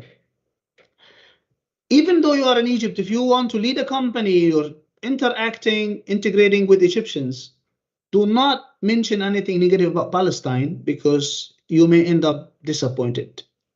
Egyptian people love Palestine very much. And I can say that you may find some Egyptians who love Palestine more than some Palestinians themselves. And vice versa. We love Egypt and we always support Egypt. The Egyptian people mainly and the regime as well, because that's their choice. I don't want to get into that. You must always praise the army if you are in Egypt. Don't say any silly remark or any negative remark about the army because the army is very well loved, very much loved there. Dr. Ismail, Yes. You have Yes. 5 minutes. Okay, I'll try to I will look at the time in 5 minutes I'll finish. Okay. Okay, thank no you. worries. All right. You go to Saudi Arabia. If you happen to go to Saudi Arabia, you have to understand their system. If you want to teach there, if you are a male teacher, lecturer, you may end up difficult. You cannot actually go and teach female students. You know, you will see them in the screen, and that's part of their culture.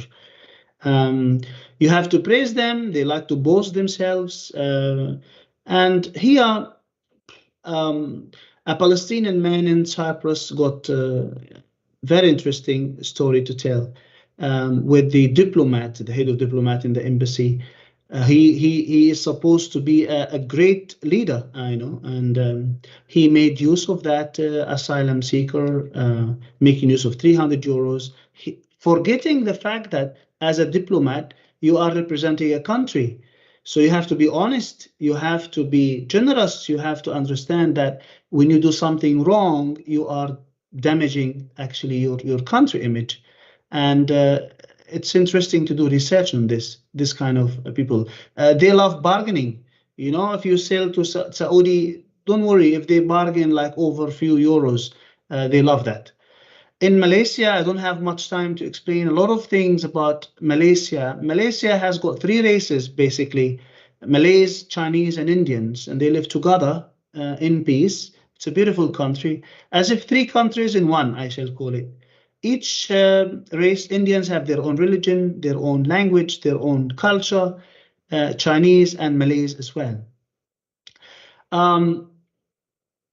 If you are in Malaysia, if you want to lead a company there, if you are dealing with Malays, do not be direct. When you raise your points, you express yourself, you have to be indirect. What do I mean by that? If you speak your mind and your point of view is against them, they won't like it. So you have to be as much indirect as you can, you know, express your views, but indirectly. Okay, it's challenging. I always found it difficult to work there because of that. And when they ask a question, when I ask you a question, I say, how are you guys? How are you? I'm expecting you to say fine, not fine. If I want to ask a Malay person, how are you? I will ask him or her, Sudah makan? Sudah makan? Did you eat? If he says or she says yes, then I understand he is okay. So I ask, have you eaten? To know whether they are fine or not. Turkey, a lovely country. If you are in Turkey, please remember that Turkish people love the flag. I was really happy to see that. I see the Turkish flag everywhere. You go to Palestine, you will see yellow flag, green flag, whatever, black flag that represent parties. You won't see the Palestinian flag, unfortunately, like what happens in Turkey. So be careful when you are in Turkey. I mean, take care of the flag. Mustafa Kemal Atatürk, the great leader, is loved, despite the fact that you may have people from different parties within Turkey. But when it comes to Mustafa Kemal Atatürk, yes, you have to be careful. Okay, you have to. I mean, he's a leader who's loved by everyone in Turkey. I will not talk much about body language, but I learned a lot of lessons in Turkey. The last example I want to give is about a great leader, global leader. Her name is actually, she's the head of Santi Gidio NGO. I was a volunteer with them in Cyprus, and they had that project, Valeria, and I was there. So you can scroll down, you see my photo there. I was with them. I was happy to interact with those people. Valeria Martano. Why I'm going to talk about her is because she's a real life example about an effective global leader. The refugees there, or the asylum seeker, were from different backgrounds. Most of them were Muslims. She's a Catholic, and she showed passion, she showed love, she showed support. Her communication skills, her understanding to the cultural differences of people from Africa, etc., was amazing. And she knows more than one language, which helped her a lot to be an effective leader. And I remember one incident that I will mention, then I will finish my presentation. There was a scenario where I remember she wanted to say something, but she doesn't want others to understand because they may feel hurt. So she used Bahasa Indonesia, which I know, Bahasa Melayu. I speak Malay language. So she spoke in Bahasa Indonesia, an Indonesian language, which I understood, and we settled the problem. She knows more than one language, and I was, wow, you know, it's. I salute her, and I would like to convey my regards to her and thank her for all the efforts she has done to all refugees in Pornara camp in Cyprus. So with this, Dr. Kati, I think I haven't exceeded, I hope I haven't exceeded the 5 minutes. I think yes, that yes, I'm done. You should finish now. I'm done. I have finished.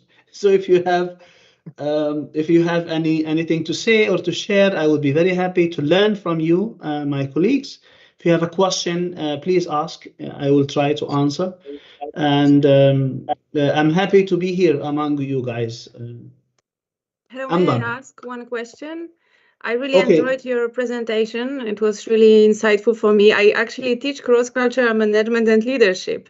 So this topic is really interesting for me, but actually I have more experience with Chinese than with these cultures you mentioned in your presentation. So I know what you mean by indirect communication. And I want to ask if you have any suggestions, if you have any advice for a leader, if he or she would like to cooperate with other cultures, with people from other cultures, what they should do, what they should be aware. Of course, we can find lots of information about other cultures on the internet, but we are now in globalized situations, so it's not that easy, I would say. So what you can suggest for those leaders? I'm sorry to tell you that if you want to study cultures through books and whatever means, you may not be very successful. You have to live with them. I've been in Malaysia. Let's give you an example. I know my best friend is Chinese, Casey Gillis, in Penang Island, because Penang is mostly Chinese people are there. There are things that you can't learn basically unless you live with them. So I would suggest when we talk about global leadership, to be effective global leader, you have to learn that. And the best way to learn is to live with them. You can do a lot of homework, you can do research, you can read. Yes, we can learn a lot of things, but if you just allocate some of your time, if you can, and live with the Chinese, go to Beijing, and 2 months in Beijing, for example, would be more fruitful than 2 years reading. Believe me, through experience. And I was the deputy dean in Malaysia. I resigned from my job. One reason was related to culture. I couldn't be myself. I speak my mind. I criticize. I say this is wrong. We can correct this and do that. People don't like it, and if they don't like it, you are in a big trouble, my friend. They will stab you from behind. They will give you a hard time until they will make you leave. Frankly speaking. So it's either you have heart attack or you adapt to that change. I mean, so I chose to go. Options we have. I'm sorry. Either you have heart attack because you do not want to adapt to change. You know what happened to dinosaurs? They died because they couldn't adapt. Either you adapt to cultures or you just leave. And I decided to go on and go to Turkey. I left Turkey anyway. I wanted to stay, but unfortunately, I had to leave. Okay. Okay, let me finish. My son is with me. Okay, say hi and let me finish my presentation. Hello. Okay, say bye. Say Hello. bye. Okay, go, Sulaiman. Go. I have a presentation. And we haven't mentioned Polish culture, so you are also welcome to Poland to check how I have we behave. I have a friend, and my sister-in-law is Ukrainian, and I know that you're close. And I have a friend, Polish friend here, and I'm learning. Now I have Milak as well. Hopefully, we'll have as a friend, hopefully. And it's a good opportunity to learn about Poland and the Polish culture. I'm very much interested into this. There are a lot of things to share, but it's a learning process. So I paid a lot of money, a lot of I paid a lot of price as well to learn, to move from one country and to learn from them. So that's my advice. Know them, know them. I mean, and the best way is to live with them, make friends, and you will learn a lot of things. Yeah. Okay. And this is another topic, but what do you think about digital leadership? Because the people who are out there, and this is the new age and digital environment. So shortly mention about the digital leadership. What is your opinions? My own humble opinion would be, Sibel Hojam, is to influence people. You have to be with them. You have to look at them. You have to interact with them. The body language is extremely important. Now, if I can see with camera, okay, that's part of it. I can see your facial expressions. I know whether you are annoyed, happy, or angry or whatever. But it's really hard with technology. If it's face to face, it will become much more easier because of the hidden part. For example, if I talk to you and I talk to you, you're Turkish, I am Palestinian, and while talking to you, Sibal Hojam, you say hey, for example, and your hand is moving from down up, I would understand that. Not all of us use this. No, but I learned a lot of body language, and I think difficult, Ismail. I mean, it's my digital leadership. I don't know whether it will be effective to lead virtually. But we have to learn. The age is changing. It's not exactly. It definitely. can, but we need the camera to be on, because through communication without seeing, without watching people, will be harder to understand. So because you need to see the body language, the gestures, the posture, the eye, everything. You have to understand. You understand people more when you see them. So, but yeah, interesting to lead in a digital world is an interesting area that I would like to embark on. Yeah. How to lead effectively. Yes. If I can just add, because I know the time is of the essence here. That is Dr. Kati job. I'm not to blame. She's the one who will show. Yes. If living and working together, I experienced it in Canada, which is a mix of culture. They even have a multicultural policy that as a person, for example, from Zambia or from Germany, from Italy, from Malaysia, from Poland, you can be different. You are recognized as different yet equal. So that's a multicultural policy. But in fact, some cultures you can only get to know if you live with them and work with them. So I agree.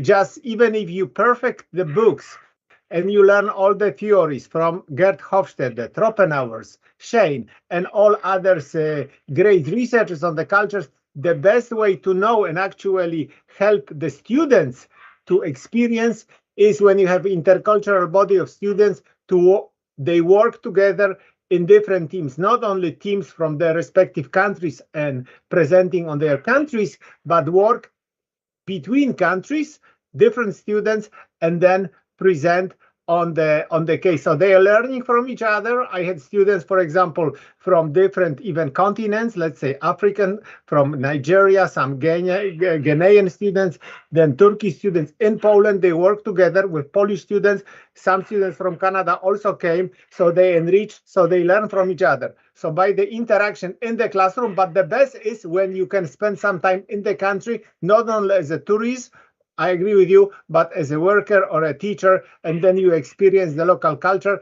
not only during the work, but also after the work. So the conference that is online, in some ways, you cannot experience, but of course, I'm very happy to be here. Yeah, wonderful, wonderful. Yes, I do agree. And in Turkey, when I was teaching in Istanbul at university, I used to divide my class into teams, and I set a rule: you can't be together, Turkish students together. That was my rule. You have to be from different background, but they did not want that. Many students preferred to be together. You know, we are from Turkey or from wherever we can be. We can understand each other. They had justifications, but to learn, you have to be in a diversified. And the example you gave is wonderful. Canada is, to me, is there is no national culture. You cannot say a Canadian national culture. We have different cultures within the country, which is beautiful. You know, I was in USA before, not in Canada, but I had Canadian friends. I know, you know, I can't claim there is nothing called Canadian national culture. It's actually Canadian culture. It's mixture of cultures. It's a mixture of culture. Multiculturalism is an official policy. Thank you very much, Dr. Ismail and Professor Peter. We must go on. Of course. Thank you very much for your contribution so much, Dr. to the and conference, my friends, for Dr. having Ismail. And thank you for the answer. Yeah, thank you. I hope that we can keep in contact after this. Yes. And our next speaker is Dr. Hasib Uzlen, Middle East Technical University, with the speech STEM, Education Through Children Literature. Are you here? Yes, I am here. And can you see my screen now? Yes, we can see, of course. Yes. Good afternoon. I am Hasib Özden Demircan. Can you hear me? Yes, we can hear you well. Okay, that's nice. I am Hasib Özden Demircan from Ankara, Turkey, and I am a faculty of elementary and early childhood education department in Middle East Technical University. And the university I work at is located in Ankara, Turkey's capital city, with more than 26,000 students, and it has a wide campus and a lot of academic units. It's one of Turkey's ranked universities. You can also, for more information, visit the web page of the university I work at, or the web page of Faculty of Education, or the department I work at. In fact, dear professors, I would like to thank you for your kind invitation. It's a pleasure to be at the International Art, Technology, Education, Management Conference organized by Millennium University and Mehmet Akif Ersoy University. Today, art, technology, education, and management are significant components of our lives, and the studies conducted on early childhood education claim that starting from an early age for these disciplines, starting from early age, it is essential to provide developmentally appropriate learning experiences to young learners to help them reach to their fullest potentials. And since 1 or 2 decades, with some other educational approaches, a new perspective to education is introduced in the world, and it is called as STEM education. As you all know, today I will talk about this up-to-date perspective, STEM education, and I will embody it with a valuable and significant way of teaching. It is children's literature. Throughout my presentation, I will talk about STEM education, especially from the perspective of early childhood education. And then I will talk about a part of STEM education impact, but it's a new perspective for early childhood educators or areas of education. It's engineering education. Followingly, I will briefly talk about children's literature and picture books, in behalf of it, picture books. And at the end, I will try to focus on the integration of STEM practices into the curriculum by means of picture books. So I guess that you are already familiar with the term STEM education, but I will briefly talk about it. STEM education is acronym of science, technology, engineering, and mathematics disciplines. In fact, it's an umbrella term for creating interdisciplinary or transdisciplinary practices. And we can see that there are many forms of educational approaches, but as mentioned, this one is one of the latest ones, and today it's widely known it's widely known, and it's in the agenda of many educators. And many educators ask questions related with the implementations of STEM education, effective implementations of it, and also the reasons of its emergence. Let's talk about it. In the world, it is seen that the rate of people who are taking part in basic sciences, who are interested in basic sciences, is decreasing, and that's why they try to find ways of keeping people in basic sciences and helping them develop perspectives to bring together their understandings on basic sciences, interest in basic sciences, and especially their creativity in basic sciences. And they believe that the policymakers, the scientists, all of them believe that in order to reach the achievements that reflect people's humanity, or to power the economy, or to constitute the fundamental aspects of life, it's important to be with science. It's important to look at the world from a scientific perspective.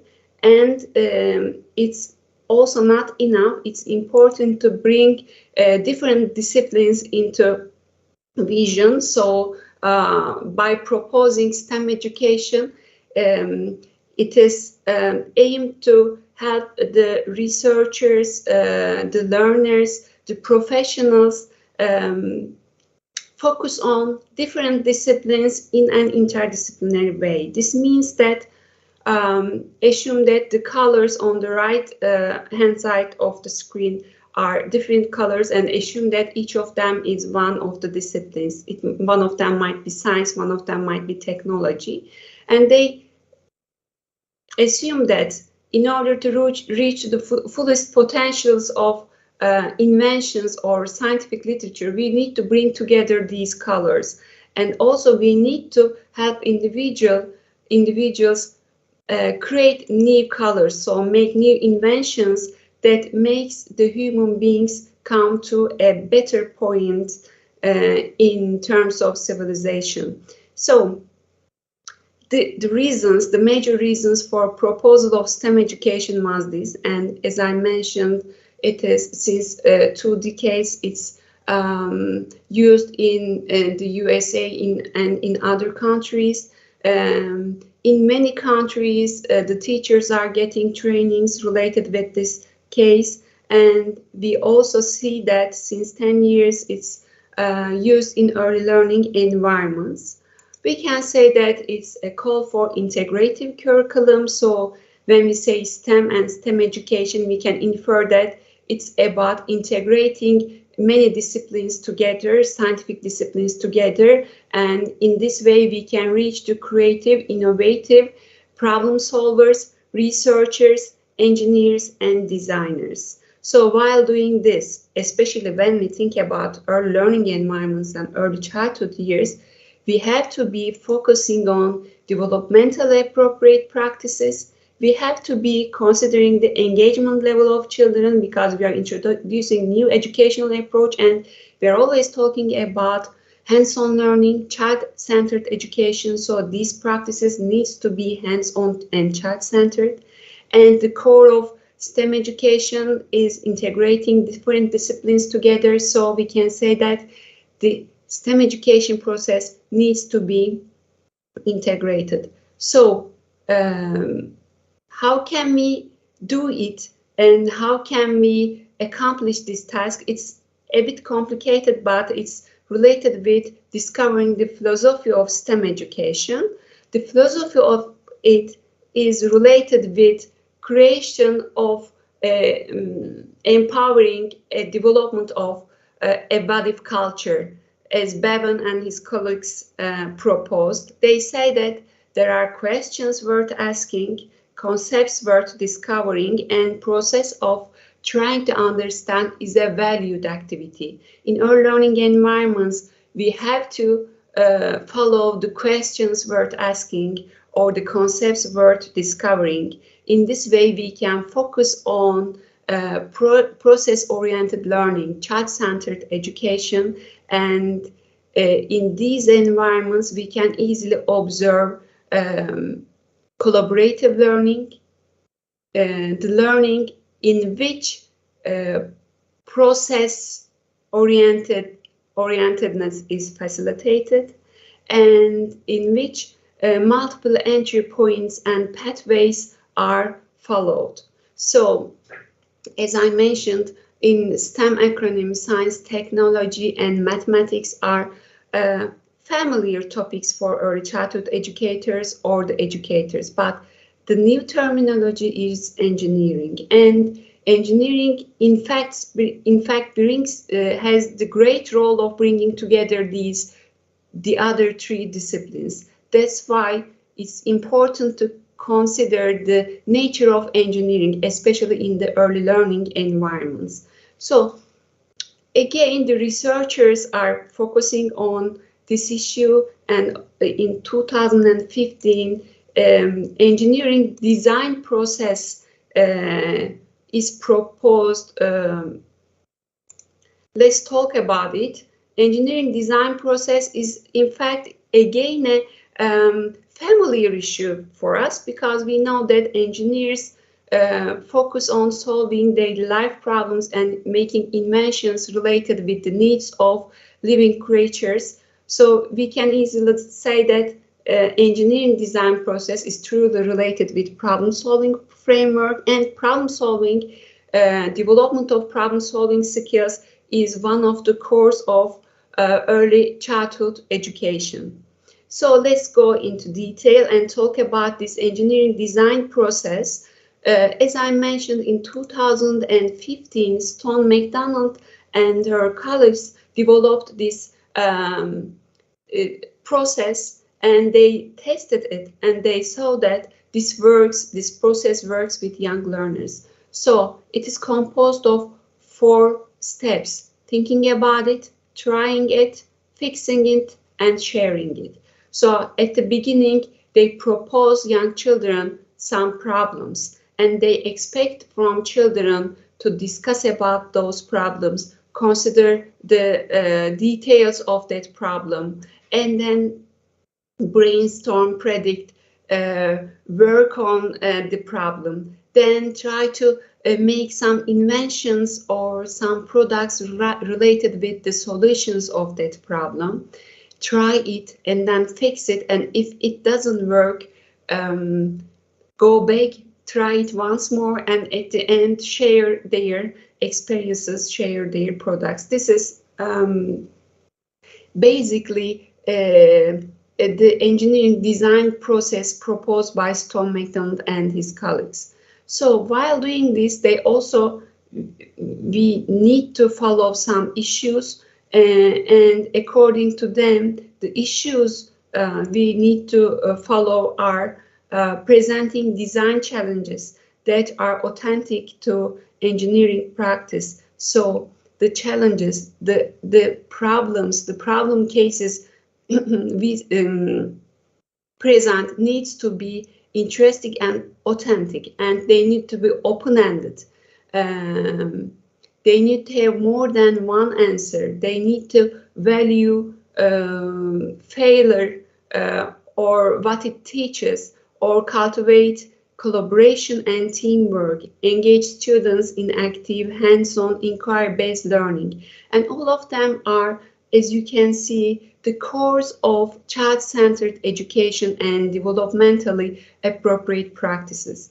It's also proposed that engineering education practices should be scaffolding students' work. They should be modeling and making explicit the practices of engineering, and they should be producing activities and lessons that are flexible to the needs and the abilities of different kinds of learners. So diverse background, different interest areas, different intelligence styles, all of them need to find some clues related with their interests in the engineering design process activities.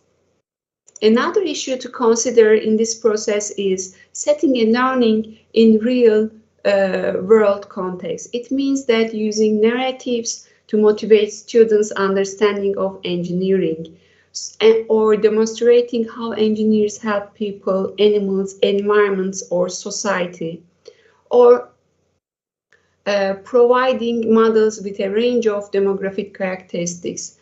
All of these issues are, in fact, has a common point with the other issue I will introduce today. As you can see, I talk about helping people, animals, environment, or society, or providing role models, or setting real world context. All of them are again related with, in fact, children's literature.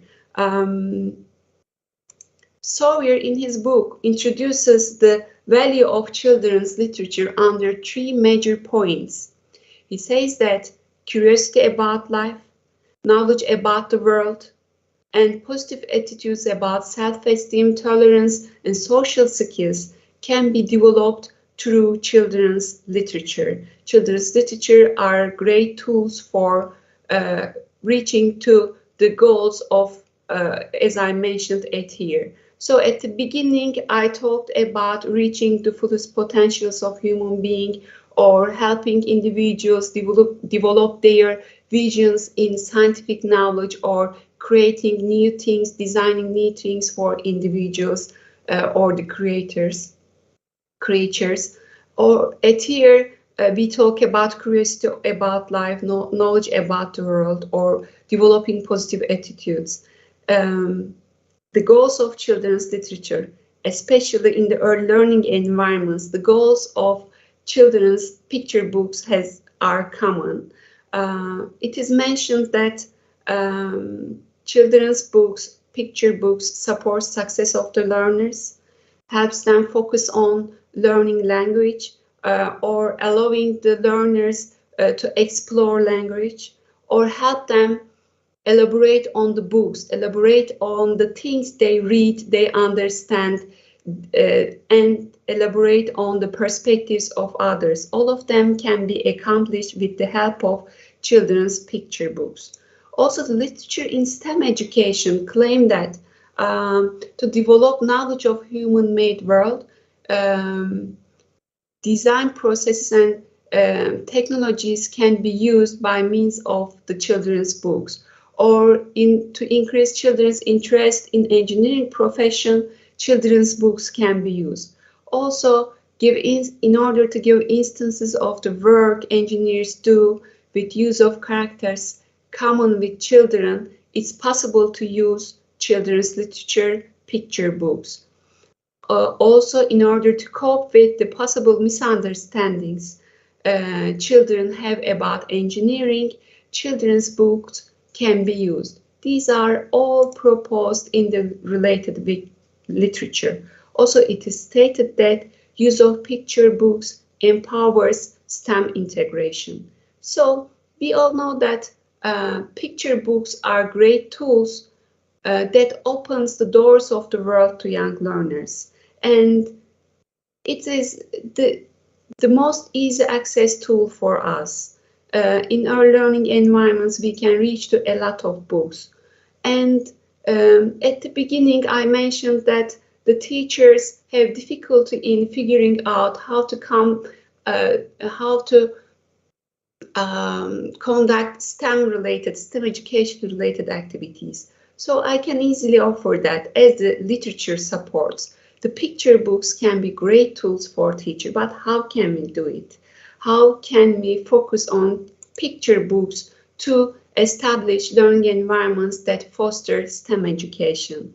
So we, as teachers, as professors, as teacher candidates or professionals, we have to be also analyzing this engineering design process, and we have to be focusing on these different thinking styles mentioned in this engineering design process proposed to us. We have to be curious, we have to be flexible thinkers, we have to be persistent thinkers, we have to be reflective thinkers, and we have to be collaborative thinkers. So we especially to look at these picture books from a different perspective, we have to be flexible and persistent thinkers. Okay, so in fact, I have got 2 different sample books for you today. These are Is a Gizmo, one of them. This is the Turkish version of this book. It's translated as Mucit Gizmo into Turkish. And this is the other book, Utangaç Ayı Monte. It's translated into Turkish in this way. In English, The Bear Who Stared, okay? And I will, in this part of presentation, I would like to kindly request from you to open the chat box, in fact, and analyze, watch the videos or scan the 2 videos I provided for you. There are 2 links. One of them is video of Is a Gizmo, and the other one is The Bear Who Stared. Is it okay for you now? Can you open the links in the chat box? Not yet. So I will stop sharing my screen now, and I will try to focus on you. Okay. But I myself don't see things. You can see, Sibel Hocam, can you please send the links I sent you in the morning, video links? Let me see. Do you remember? Because I'm not capable of chat box. I cannot send something in the chat box. I see. Okay, let me see first. Did you send it to my email, or did you send it on WhatsApp? Yes, I sent it to your Gmail account. Also, Dr. Milek, right? I sent it to you, I guess. Okay, let me see. Okay, or I can just skip that session and talk about the content of the book. Please continue to talk about the content book until I'm ready. Okay. So there are 2 books, as I mentioned. This one is about Gizmo, and this can you see it? I'm not sure whether you can see the book. So Gizmo is inventing. So I will just share my screen and then, okay.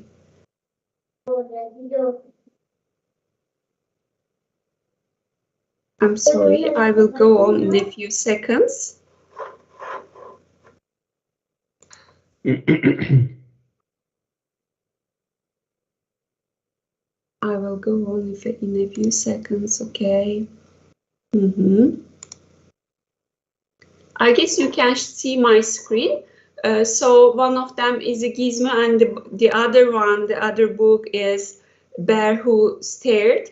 So the first one is mostly about the adventures of a young girl. She is trying to invent new things each day, okay?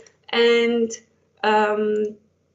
she invents a machine for eating spaghetti, for example, or she invents a machine for serving tea, or she invents a wing for a crow. And in this process, she experiences a lot of difficulties, and she faces with a lot of challenges. She tries to look at the world in a very creative way. She tries to analyze the materials around her in a very different way, and she tries to collect a lot of materials to add to her inventions. At the end, she succeeds, and throughout the book, we can easily say that the engineering design process is followed. So young learners are faced with the process of inventing something by using science, technology, engineering, and mathematics, okay? So this is the core of Is a Gizmo book. And the other book, The Bear Who Stared, it is about the perceptions of individuals. This is a bear and he's not aware of his looking, how he is looking around, okay? He's staring around, everybody around him is disturbed of this case and they don't want bear to stare at him, okay?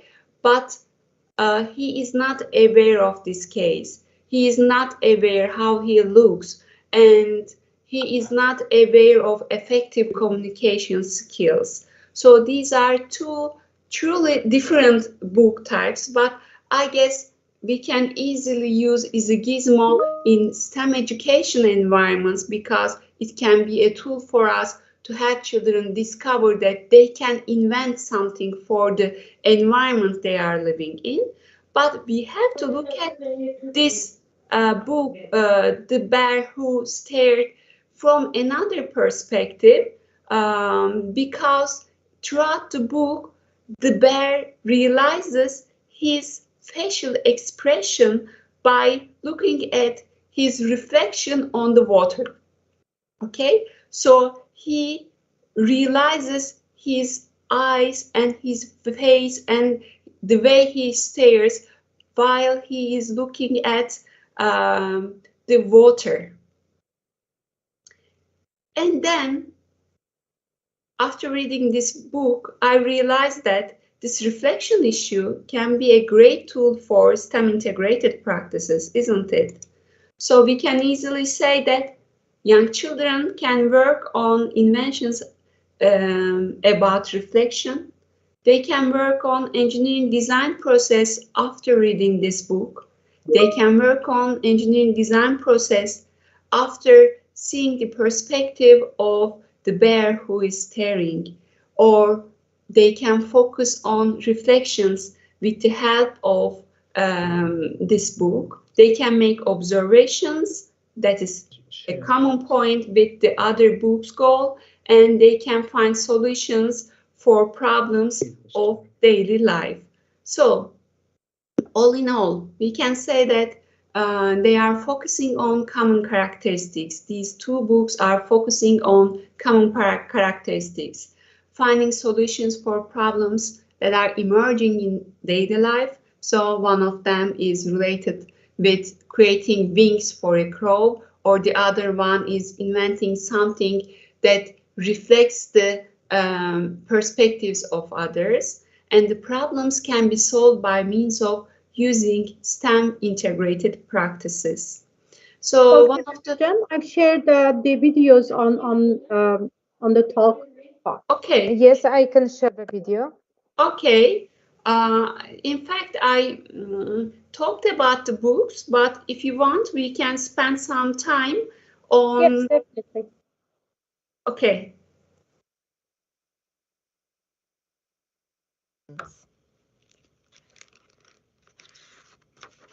This is Izzy Gizmo, as you can see, and Izzy Gizmo, a girl who loved to invent, carried her tool bag wherever she went, in case she discovered a thing to be mended, or a gadget to tweak to make it more splendid. But the trouble with things that have dials and switches is that they don't always work, they have certain glitches. The T Mendis, for instance, did such a fine job, till out popped a piston and off dropped the knob. Then the swirly Spagsonic for eating spaghetti turned Grandpa's wallpaper into confetti. The Beardtastic had Grandpa nearly perfectly styled, till the foam overflowed and the clippers went wild. Well, Isabel, who was so clever and bright, would get rather cross when things didn't go right. And she huffed, "It's too tough, I've had it, I quit." She kicked her invention and called it a twit. Isabel fumed. Hocam, we Grandpa can skip smiled some and parts chuckled. because we "You have got can't two just quit books 'cause and that thingy bob buckled. Now trust me, young lady, sometimes you need to try again and again if you want to succeed." Perhaps Katerina, Grandpa was right, please but skip still some Isabel parts sighed. She picked up because her I tool bag cannot and do it. I'm wandered not the host outside. at the moment. Kicking the stones on the path as she Me? walked, Izzy jumped at a bump. Up ahead something squawked. From the Dr. clouds Milek, a poor crow had taken a please tumble and skip. landed Yes, Professor Sibel. Could you please skip some part because I'm not the host. I can't do it. Skip some part. The next one, yes? Yeah, move forward a little bit. In fact, I summarized the book, but we can just see the illustrations on it or some details with you. The videos are 5 minutes long, so I don't want to take a lot of time of you meanwhile.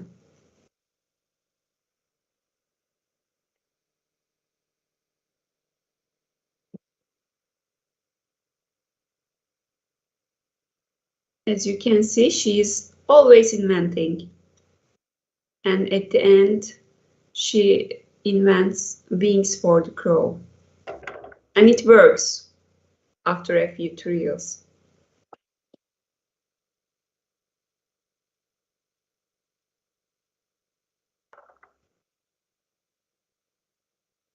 This can be a great resource for us to implement engineering design processes in our learning environments.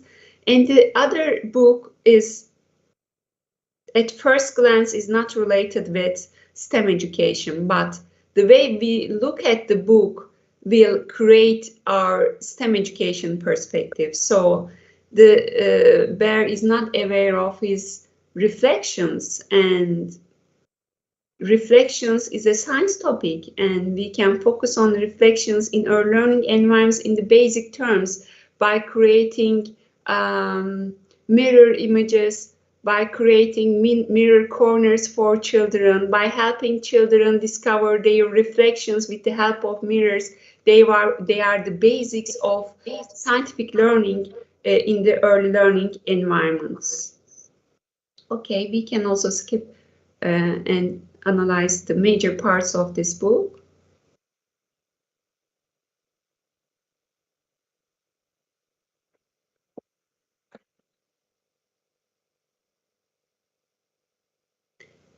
The bear is having great social interaction problems. Everybody is going away from him.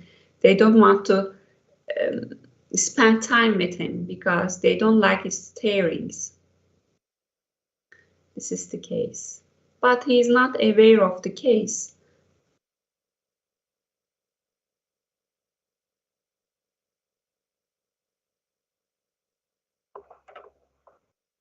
And this is the most important part of this book. He sees his reflection and he tries to smile.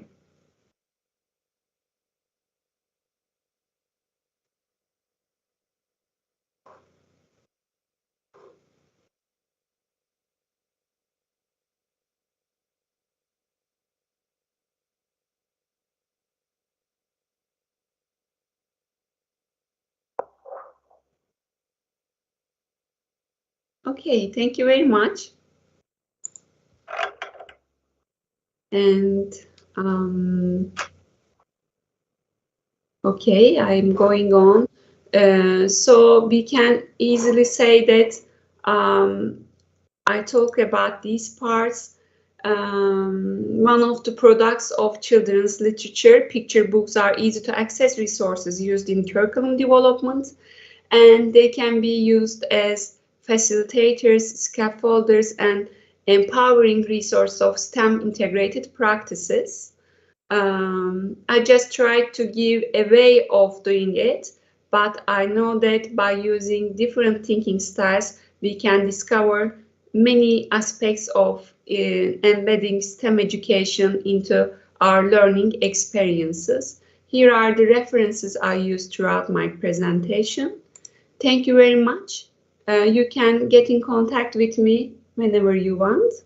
Thank you for your listening. Thank you very much for your contribution to this conference. Do you have any questions?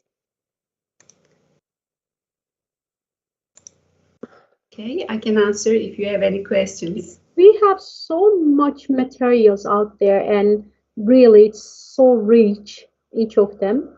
Since the beginning of this conference, I wonder why the creativity is still suffering since the 90s. I mean, like, what would be a reason, since there are a lot of materials out there, and why we cannot transfer those materials into the child's environment? What is the problem there?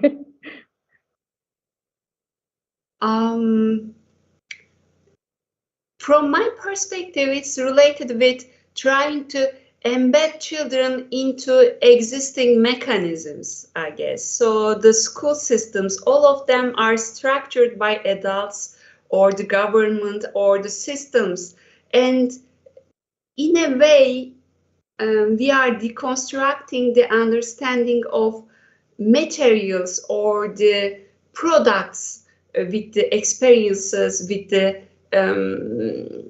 things we provide for young learners. Last year, I read a book called as Momo. Did you hear about that book? Yeah. I think that book answers your questions, Sibel Hocam. So, okay, the adult constructed world kills our creativity, I guess, young children's creativity. Then there is a problem with the teacher training. Teachers are not creative a lot with, they don't know how to transfer those materials into the, they're so amazing. It's like habitat. There's no connection between this and that. And so the teacher training comes into a question again. Yes. We are trying so many programs, or updating every year our national program, every 6 years, every 5 years, but still we have all over the world, we have problems connecting these two parts. And I think teacher training programs should question itself again. Yes. Thank you so much. You are welcome. Thank you very much. Thank you. Just one comment, if you allow me, quickly, Melek Hocam. I don't blame teachers. In fact, yeah, Sibel Hocam, when we tie the hands and legs of teachers, yet ask them to throw them in the beach, in the sea, and ask them not to drown. That is the image I can see. In many countries I have been to, teachers are overloaded with work at the minimum wages and salaries, and they have a lot of challenges. And at the same time, we ask teachers to do research when they have no time to prepare for their classes, for example. That makes me think, like, yes, it may not be training problem only. It could be the system as a whole. So it's a Ministry of Education should think of what we want, what teachers can do. Then only we can think of how we can make them do what they can do. If I put a teacher in a situation where he can't work effectively because of so many problems, yet ask him to, it's like, to me, it's a bit contradictory. You know, you want me to swim, don't tie my hands and legs. So please provide me with a good salary, with the time, don't overload me with classes, you know. And that is also implemented in universities, especially private universities in Turkey. And that's my point. So I don't blame teachers. I understand them. I have been a teacher for a long time. Pity us as teachers sometimes. Thank you. I am curious about Belma Hocam's opinion as well. What do you think, Belma Hocam? Because you have been really long time teaching in both cases.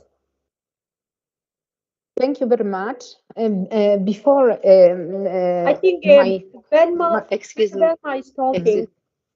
Yeah.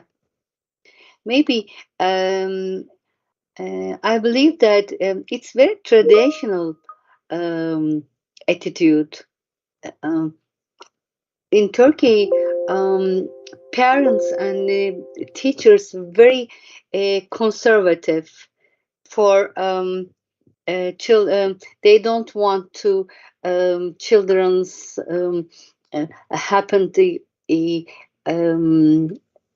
difficult things, and they want to protect them, and also the children want to creative things, and they want to active attitude, but teachers and the parents, I think so, traditional in their child, when they or the child, they don't see this attitude. So only the parents give some things, lots of things, but they don't want to ne denir, bağımsız, Independent. and independent behavior. Yeah.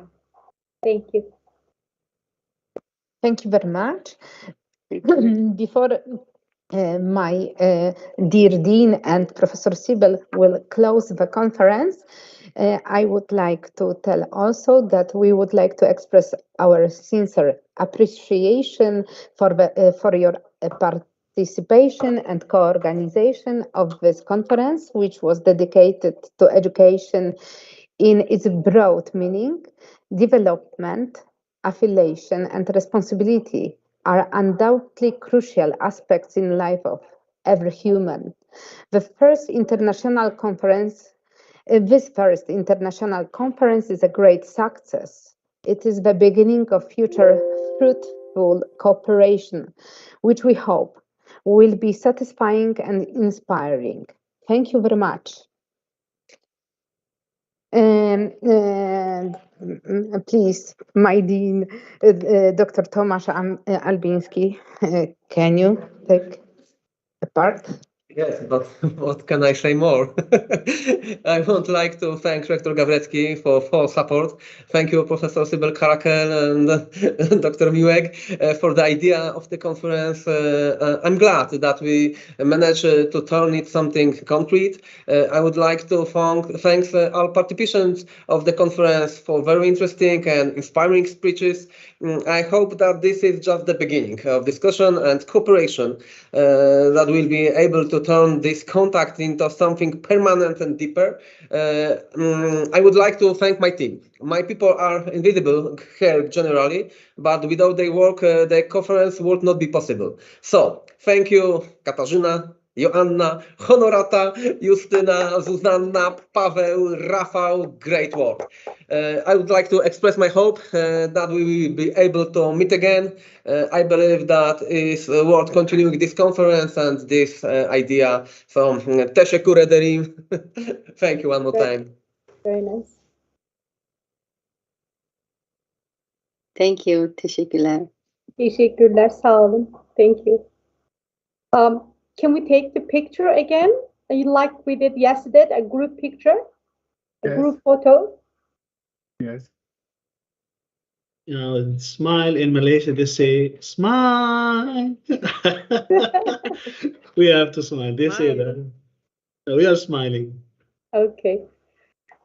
I would like to take the opportunity to say a couple of words, if it is possible. Dr. Milek? Yes, please, Professor. Okay. Right at the beginning of the conference, we have started to talk and chat and see what we can do, and we started with the conference idea. And the idea was given at around March in 2022, March. After that one, we talked about and we set the schedule and we connected our guests of honors and speakers, and they always said yes to everything. And I really thank them for their great cooperation. And without them, we could not reach to other audiences, teachers, professionals, and all the people out there. And again, I'm very happy and grateful that so many distinguished scholars have come to share their knowledge here. And again, I extend my heartfelt thanks to Honorary Rector Krzysztof Gawrecki, Dean Thomas Albensky, and Dr. Katarzyna Milek for their diligent effort to make this conference happen, and many others as well who have given a generous help in the process.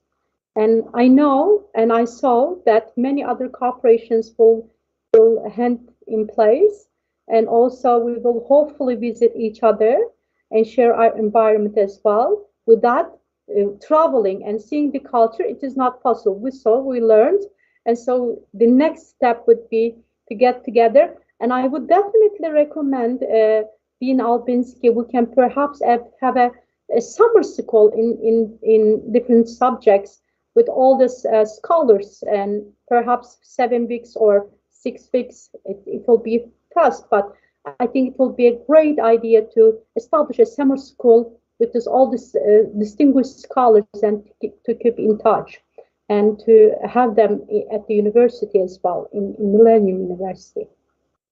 Again, thank you so very much. And I hope this conference will give a root to other corporations as well as very founded friendship. Thank you.